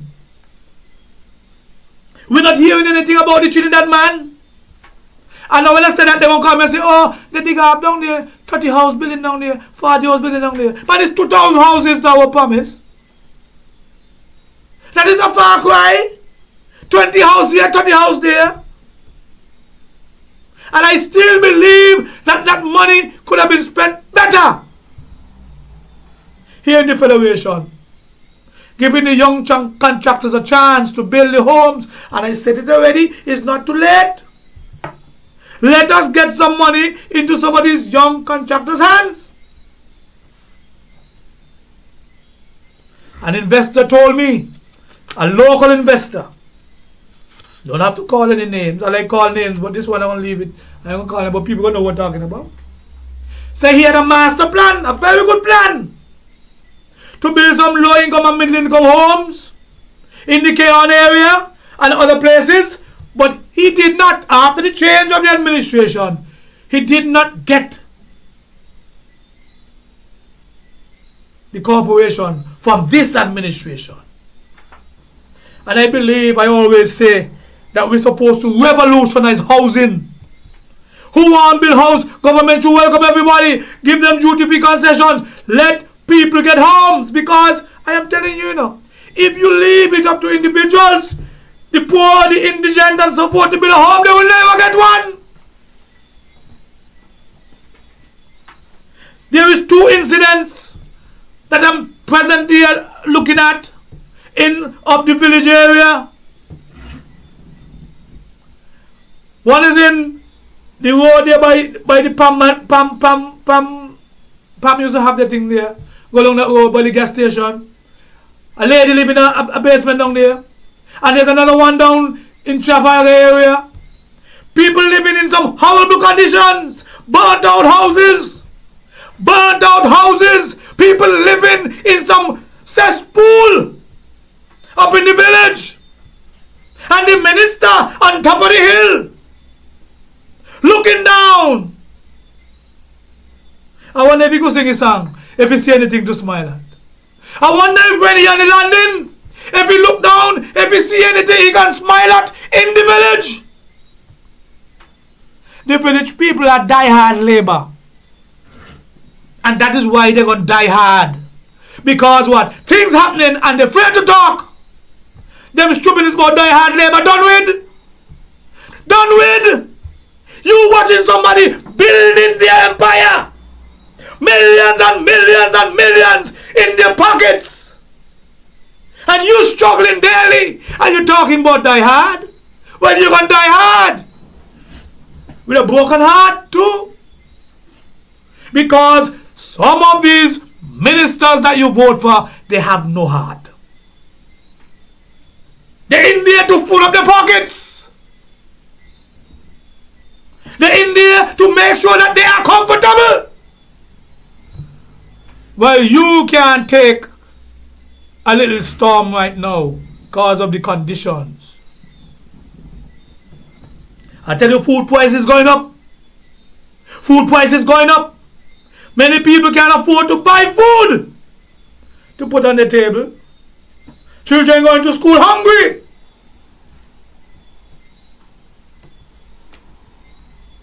We should be doing better than that. And I am basing my argument on the billions and billions and billions of dollars. And I could say the billions 11 times over. Because it is about 11 billion US dollars that pass through the hands of all the governments here. 11 billion US dollars that pass through the hands for the passports that we sold. Over 60,000 passports sold.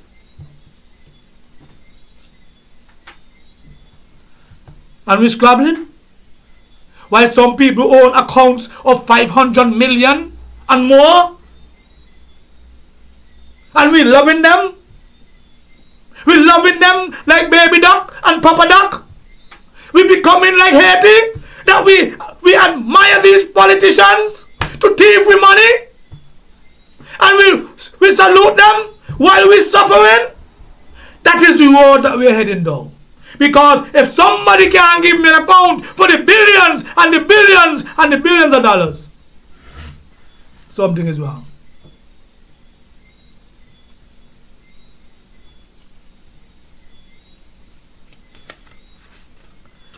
I know you are going to say, oh, may a doctor just sympathize? No. But I believe he's trying. But I believe the job is too much for him alone. And the ass visors them that he has. The ass visors that he has ain't no better. That is why I had to be short-lived. Because, me ain't gonna see things and not talk. If me advise, I have to advise you properly. That is the nature how it is. You must hear the hard truth. But we gotta be careful. And I hear somebody saying the other day, oh, Big Light said things not going well, and people misunderstood, and they did. But that is the experience. I can't tell them if things going well for them. If they say things not going well, things not going well. When I started talking about things not going well, it was from a political standpoint with Labour. But if people feeling it too, and they say things not going well, things not going well. And so I can't vex with people.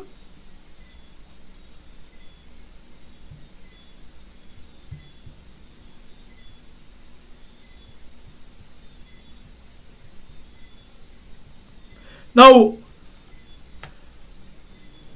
one of the things that I wanted to comment on, and I just cite, is the Times magazine, not the magazine, but the Times pages. I saw they put out something there about crime. 29 homicide one way, 12 vehicular homicide another way. And Wallace Wilkins, for who Wallace Wilkins is, and a lot of times when Wallace Wilkins speaks, he's not talking for himself. He's carrying a story, an agenda.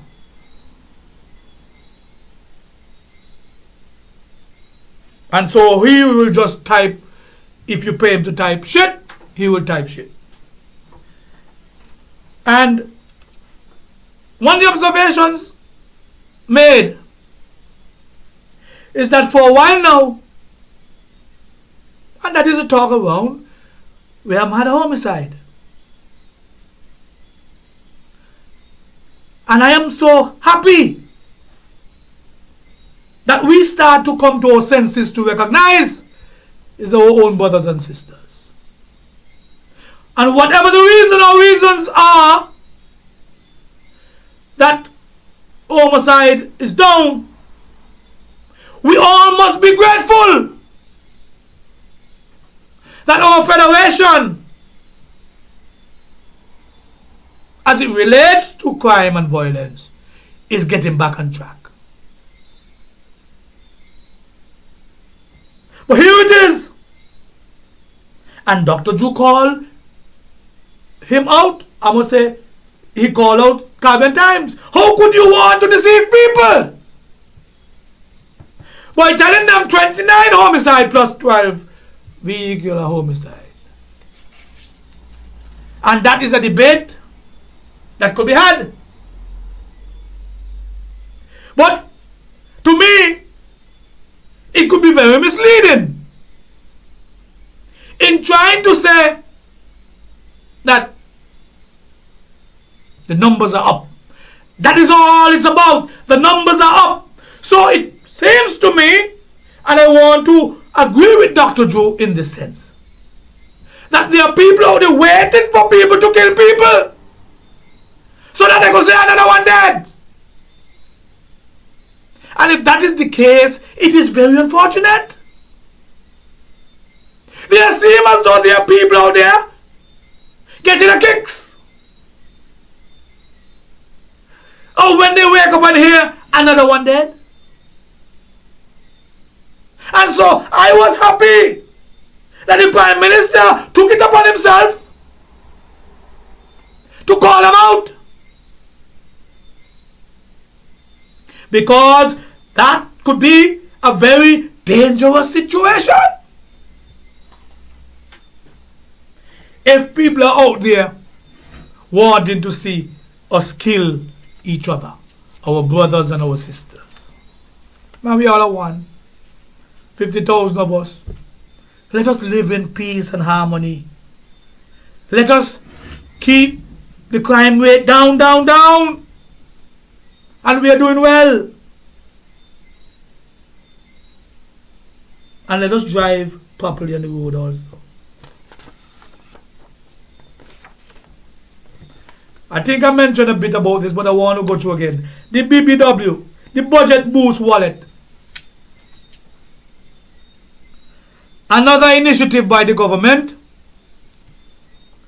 And I think this one was forced. I may be wrong, and I'm stand to be corrected. But I think this came about when there was the issue of double salary, the conversation about double salary. I am one who believes that the Prime Minister is not in favor of double salary payments. As I say, I may be wrong. And coming from the private sector, you would understand. Because there are a lot of people out there who is totally against double salary for government workers.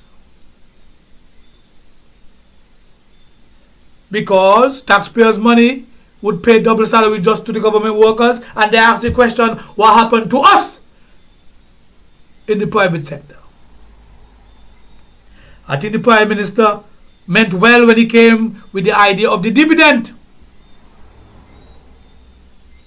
But I believe after the CBI had to restructure and reform, they had to quickly move away from that. But the BBW, to me, is a forced initiative which is welcome, because any little help people would accept. But I don't know how much they went through, how thorough they did their research. And as I say, I read a lot of arguments. Today I saw an argument by a young lady who spoke about the pensioners and made some very important points. That there are some pensioners who are struggling. There are some pensioners who needs the help. But the first thing you read is that pensioners are not qualified. Another thing you read, you have to have paid Social Security. And so the question I ask then is, pensioners who are not making so much money, what help would they get? A man who is down on the luck and is not working, so have not paid Social Security, what help he would get? I don't believe that the help should be only for some that have hard times and not for others that are having difficult times. I believe we need an overarching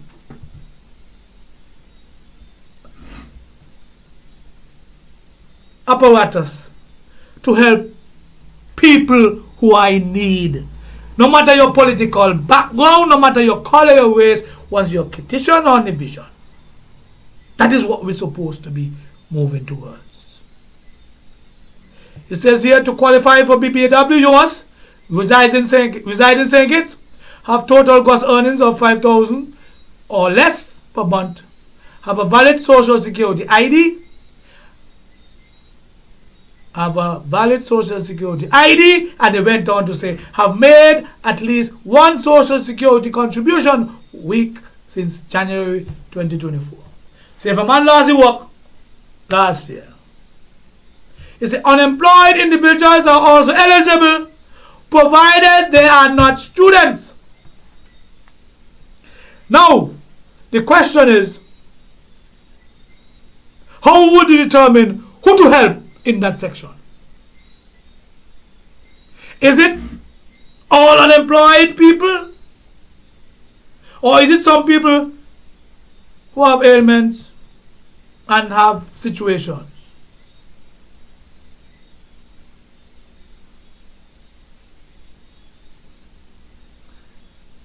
Note, pensioners are not eligible for the BBW. However, other social assistance program may be available. That is where they put in that disclaimer. I call it a disclaimer, a couple. And if you know how difficult it is to get help from government, I don't know who going to go look for anything else other than. Now, and it takes me, the BBW, as I say, is helping a good amount of people, and I'm happy to know that businesses can sign up and take advantage. But then you ask the question, because remember, people will ask the question too. A government supposed to be for all persons. We're doing all this to help the less fortunate or the people who are struggling. But for years now, years, not under this administration alone, but before this administration came into power, and they have to take some of the blame now because they're in power. Small businesses have been crying out. And that's why I spoke all about the food prices. But I don't think it's only food prices. I want to say here publicly that one of the things they teach you in economics, POB, accounts, any business related subject, is that the small business sector is the engine of growth and development. Sometimes I don't believe it is so, because of how the small business sector is being treated. And I know the minister of the small business will quick to say, I have this, I have that. But is it sufficient? Is it effective? Are you just helping to help? Or are you trying to make a concerted effort to make sure that these small businesses thrive? What are we doing to help the small business sector to become viable? I don't like this idea of just helping for helping's sake.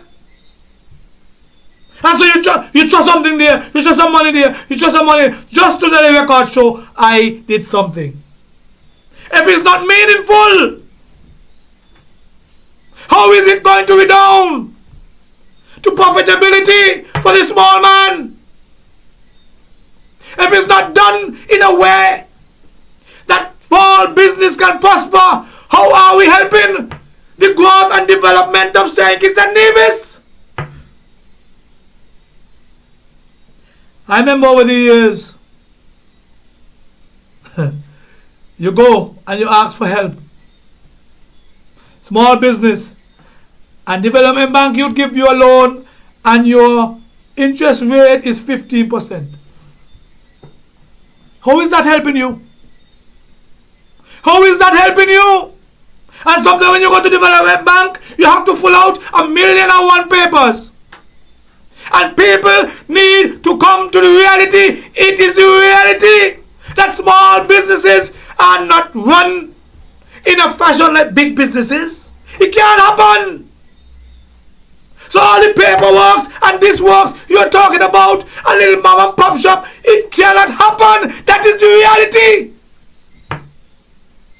But the reality is that that person would not, or I would say would be disenfranchised, because they do not have what it takes to give them a 50,000, a 20,000 loan. And that is why I will continue to preach and say, if the billions of dollars was used in a sensible way, all of us in this federation could be living like kings. All.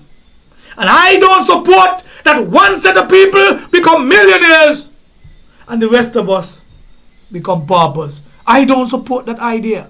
And that is why the 25,000 or more people on the BBW is because the middle class is fast disappearing. Fast disappearing.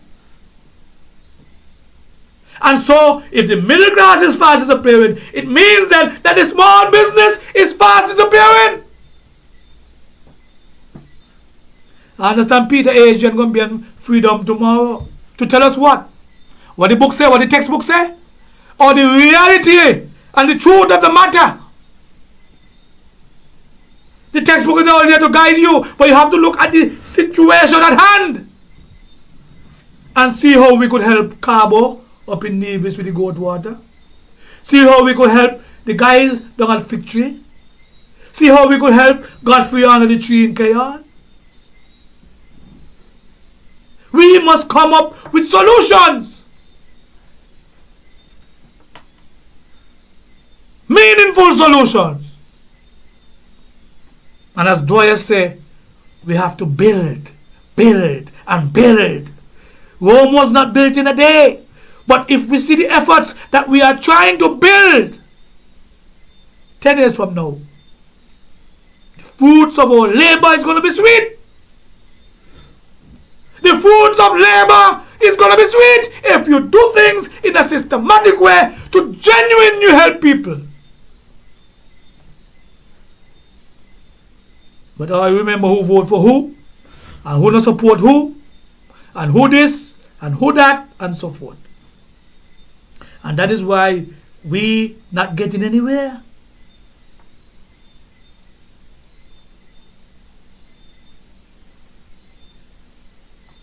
A lot of people complain to me about not getting paid who they work for government and they're not getting paid. A lot of people complaining about not getting paid from government. And they say in December, everything shut off, they didn't get any money. And I would like to know what system is in place to give a man a job and he can't be paid.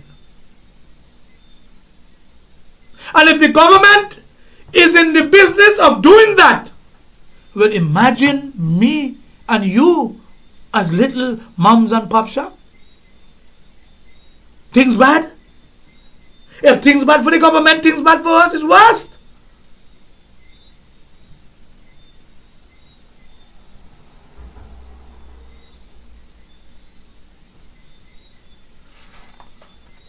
Last week,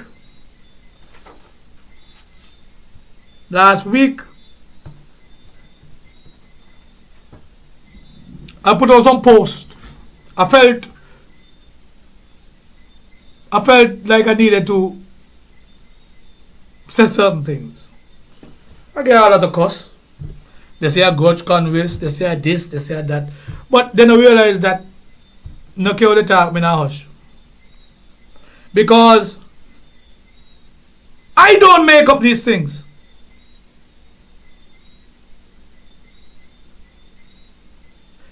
I have nothing personal against the young man. But when it comes to the politics, it leaves a lot to be desired. I used to hear people say, he not like people, he not a people person and so forth. But I would believe over time, man, you need to change. I want to see people progress. It is not always, and I could understand. And I could be a therapist, you know. When you grow up in a competitive nature, sometimes it stays with you, competitive. And so, Congressman has always been competitive. In school, he was a bright fellow. Comes in Calypso, he was competitive. He's competitive. He wants to be the best there is. And nothing wrong with that. But after you reach a certain status, you have to put beside you the competitive nature. Especially in politics. And what's so funny is that if you're so competitive, why don't you try to compete with Dr. Drew and my friend in Newtown and Marsha and try to be the best minister? Instead of having everything under your ministry falling apart, try to be competitive and be the best, if that is what you like. So the quarry is down. And I don't care if the quarry down since in a Timothy time.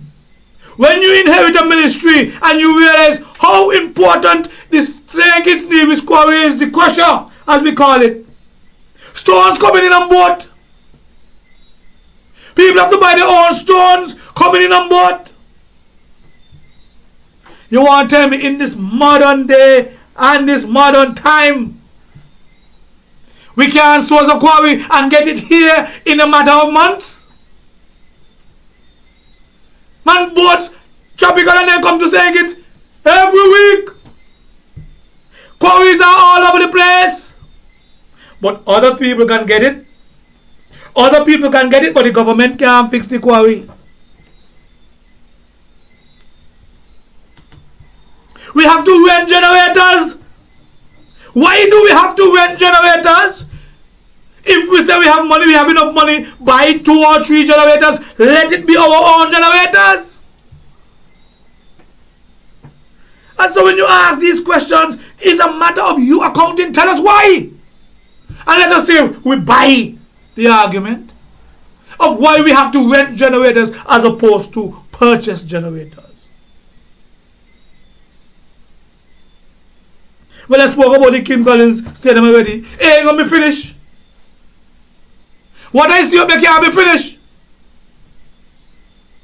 And if it finish, it would be a rushed finish. A rushed job. Because we stayed too long. We went Nevis last year, and I had no problem with that. And if you have to go back Nevis, let us go. But we had enough time to fix the King Collins Stadium. And it was budgeted for, so it means that money must have been there somewhere. The Monkey Road still having some serious challenges. They won't come out and tell you.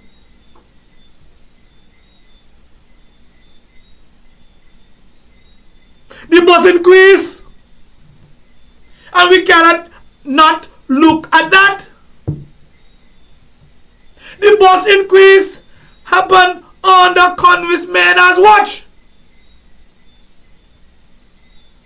You want to tell me that was the best solution? To carry up the price so exorbitant? To increase the bus fare? That people are now crying out for their monies, the amount of money they have to pay from St. Paul's to industrial site, and we couldn't come up with a better solution?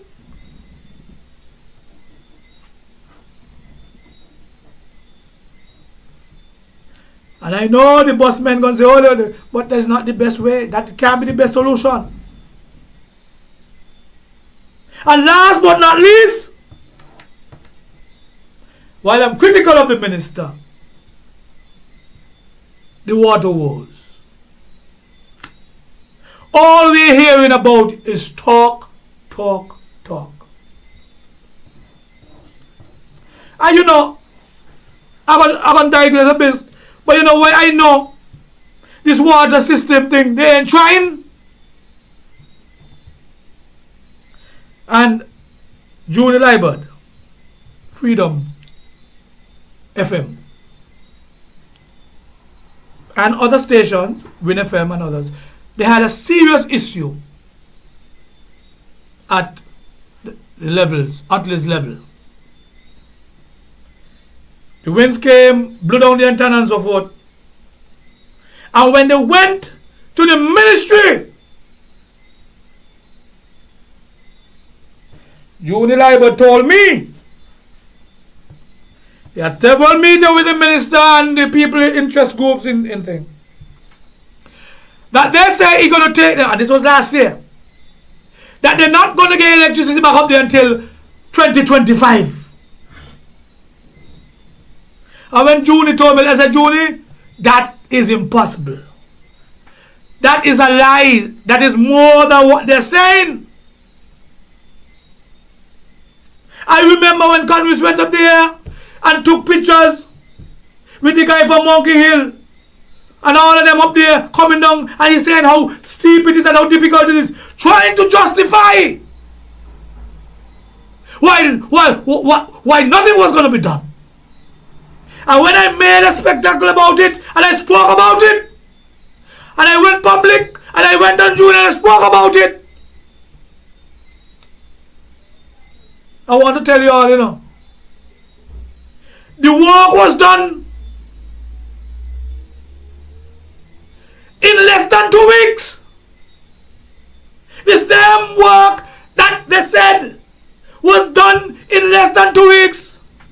And the problem is they did not go out and ask questions to people.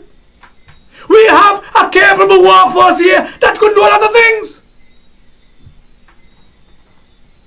But somebody advising him and he buying to it, the engineer,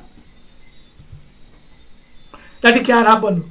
But when fire get on the feet, tractors and everything went up there and the poles were up. And thank God that Junie did not have to continue to buy diesel that was costly for Junie and freedom.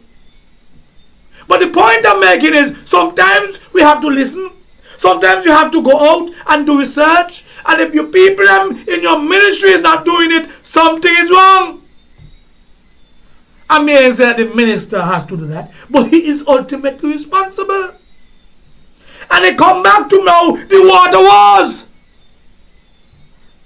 Keon got water. Thank God. A well that is yielding so much water and they boast about it. It means then that the pressures at the source, at the Keon mountain, could go and relieve somebody in St. Peter's and New Road and so forth. So why is people in Taylor's suffering so much?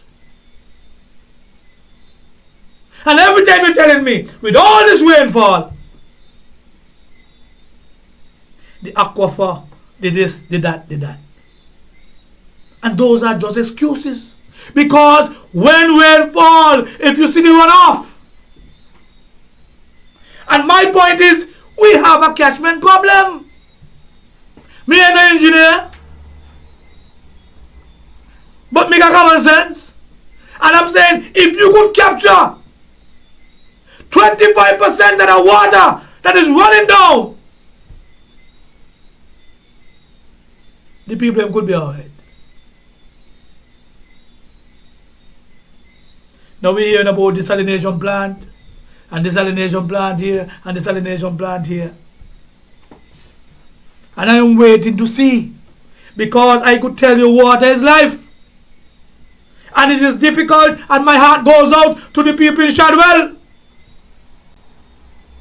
to Simma and them in Taylors, to people in Molyneux and Tamarack. All of a sudden, how these places get water problem all of a sudden? All roads always had the challenges with clean water, but they have a source up there that's running, and nobody try to see how they can fix it. And I'm saying a lot of these things can be corrected. But the question is, why do these people put up their hands and say they want to be politicians if they don't want to help the little man? The little man. The little man who can't afford. But a bucket of water will make him feel fresh and nice. And not to go home to no water at all. And so, there are so many things that could be done under these ministries. And my job, and I'm serious, is to talk about these things on a regular basis. I am self-proclaimed leader of the opposition. And so when people come and call me and tell me XYZ, I do my research, and I say some people are slacking. And I want to tell you, I don't do this for likes. I do it because it's the correct thing that somebody has to do it. And at this time is my turn up. Somebody else might have to come after me. I can't do it forever. But it's my turn up, and I will try to do the best I can. And don't think that I will be deterred. Remember in my song, I will not be deterred. There are truths that must be heard. And so no matter what they try, and they're trying, I will continue to enlighten you out there in the diaspora. And I will continue to tell you what is good from what is not good.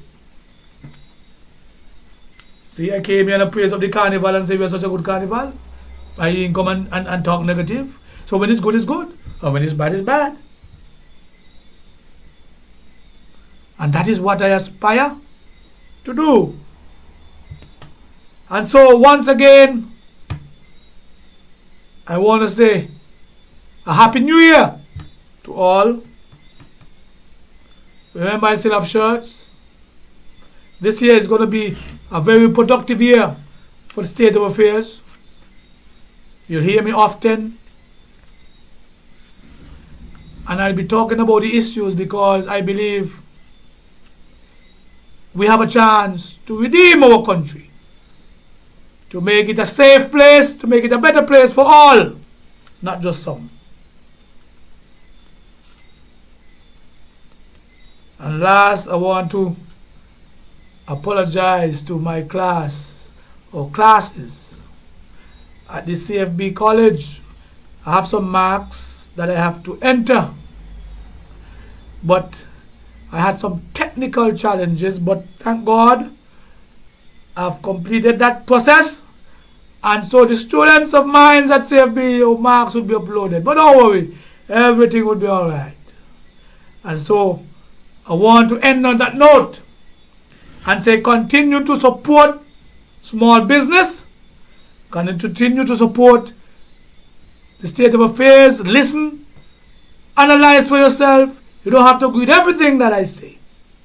And let us continue to make St. Kitts and Nevis the envy of the Caribbean as usual. Azari Claxton and the young lady from St. Paul's, congratulations. I know it's a tough thing out there. They're on the 19th. And last but not least, go out and support the West Indies girls. They're playing in Warner Park. They have about 5 more matches to go, or 4. Go out to the park and support the cricket, West Indies cricket. That is a part of our culture. So until we meet again, I say take care, drive responsible, and be safe. Thank you.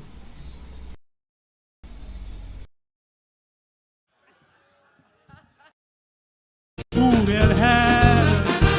It is clear that what we're doing simply is not working. Meanwhile, another family is in mourning. While some blame the police for the obvious increase. For me, Israel without justice there is no peace. And they're crying, things not going well. Things not going well. And nobody has to tell you that what I say is true, because it ain't only me. You feeling it too? There's hardly anybody in this land not catching hell, because things not going well. It's easy to tell things not going well. Right, sir? Right? All them small business crying out, things stop.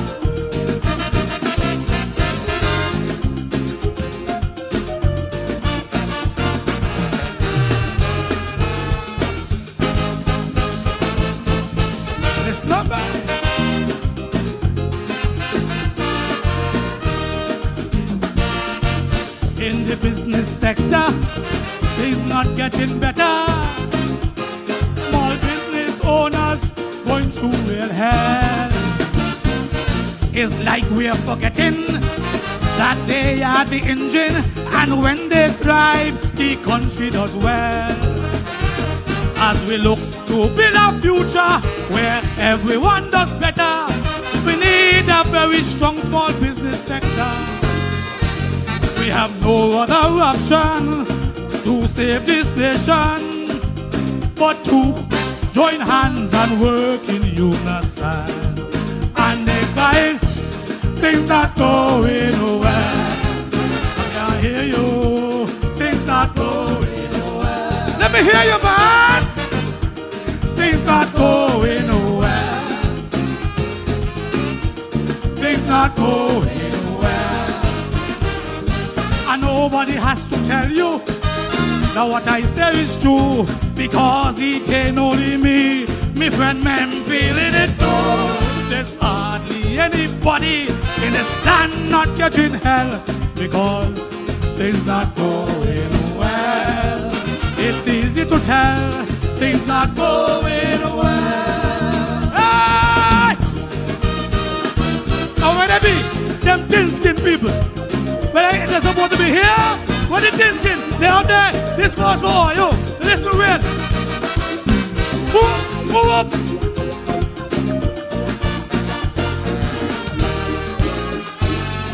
Listen.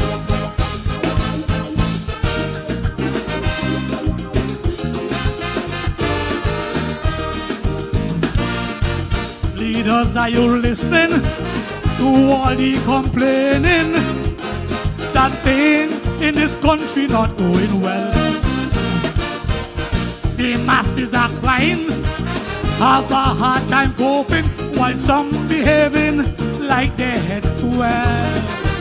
Some of your recent behavior leave much to be desired, like trifling with the media.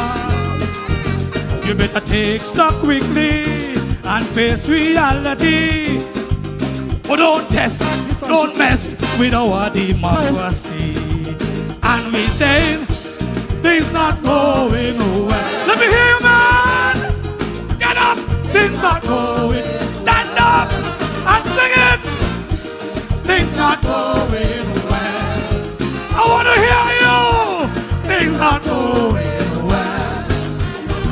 It ain't only you, Dr. June, feeling it too.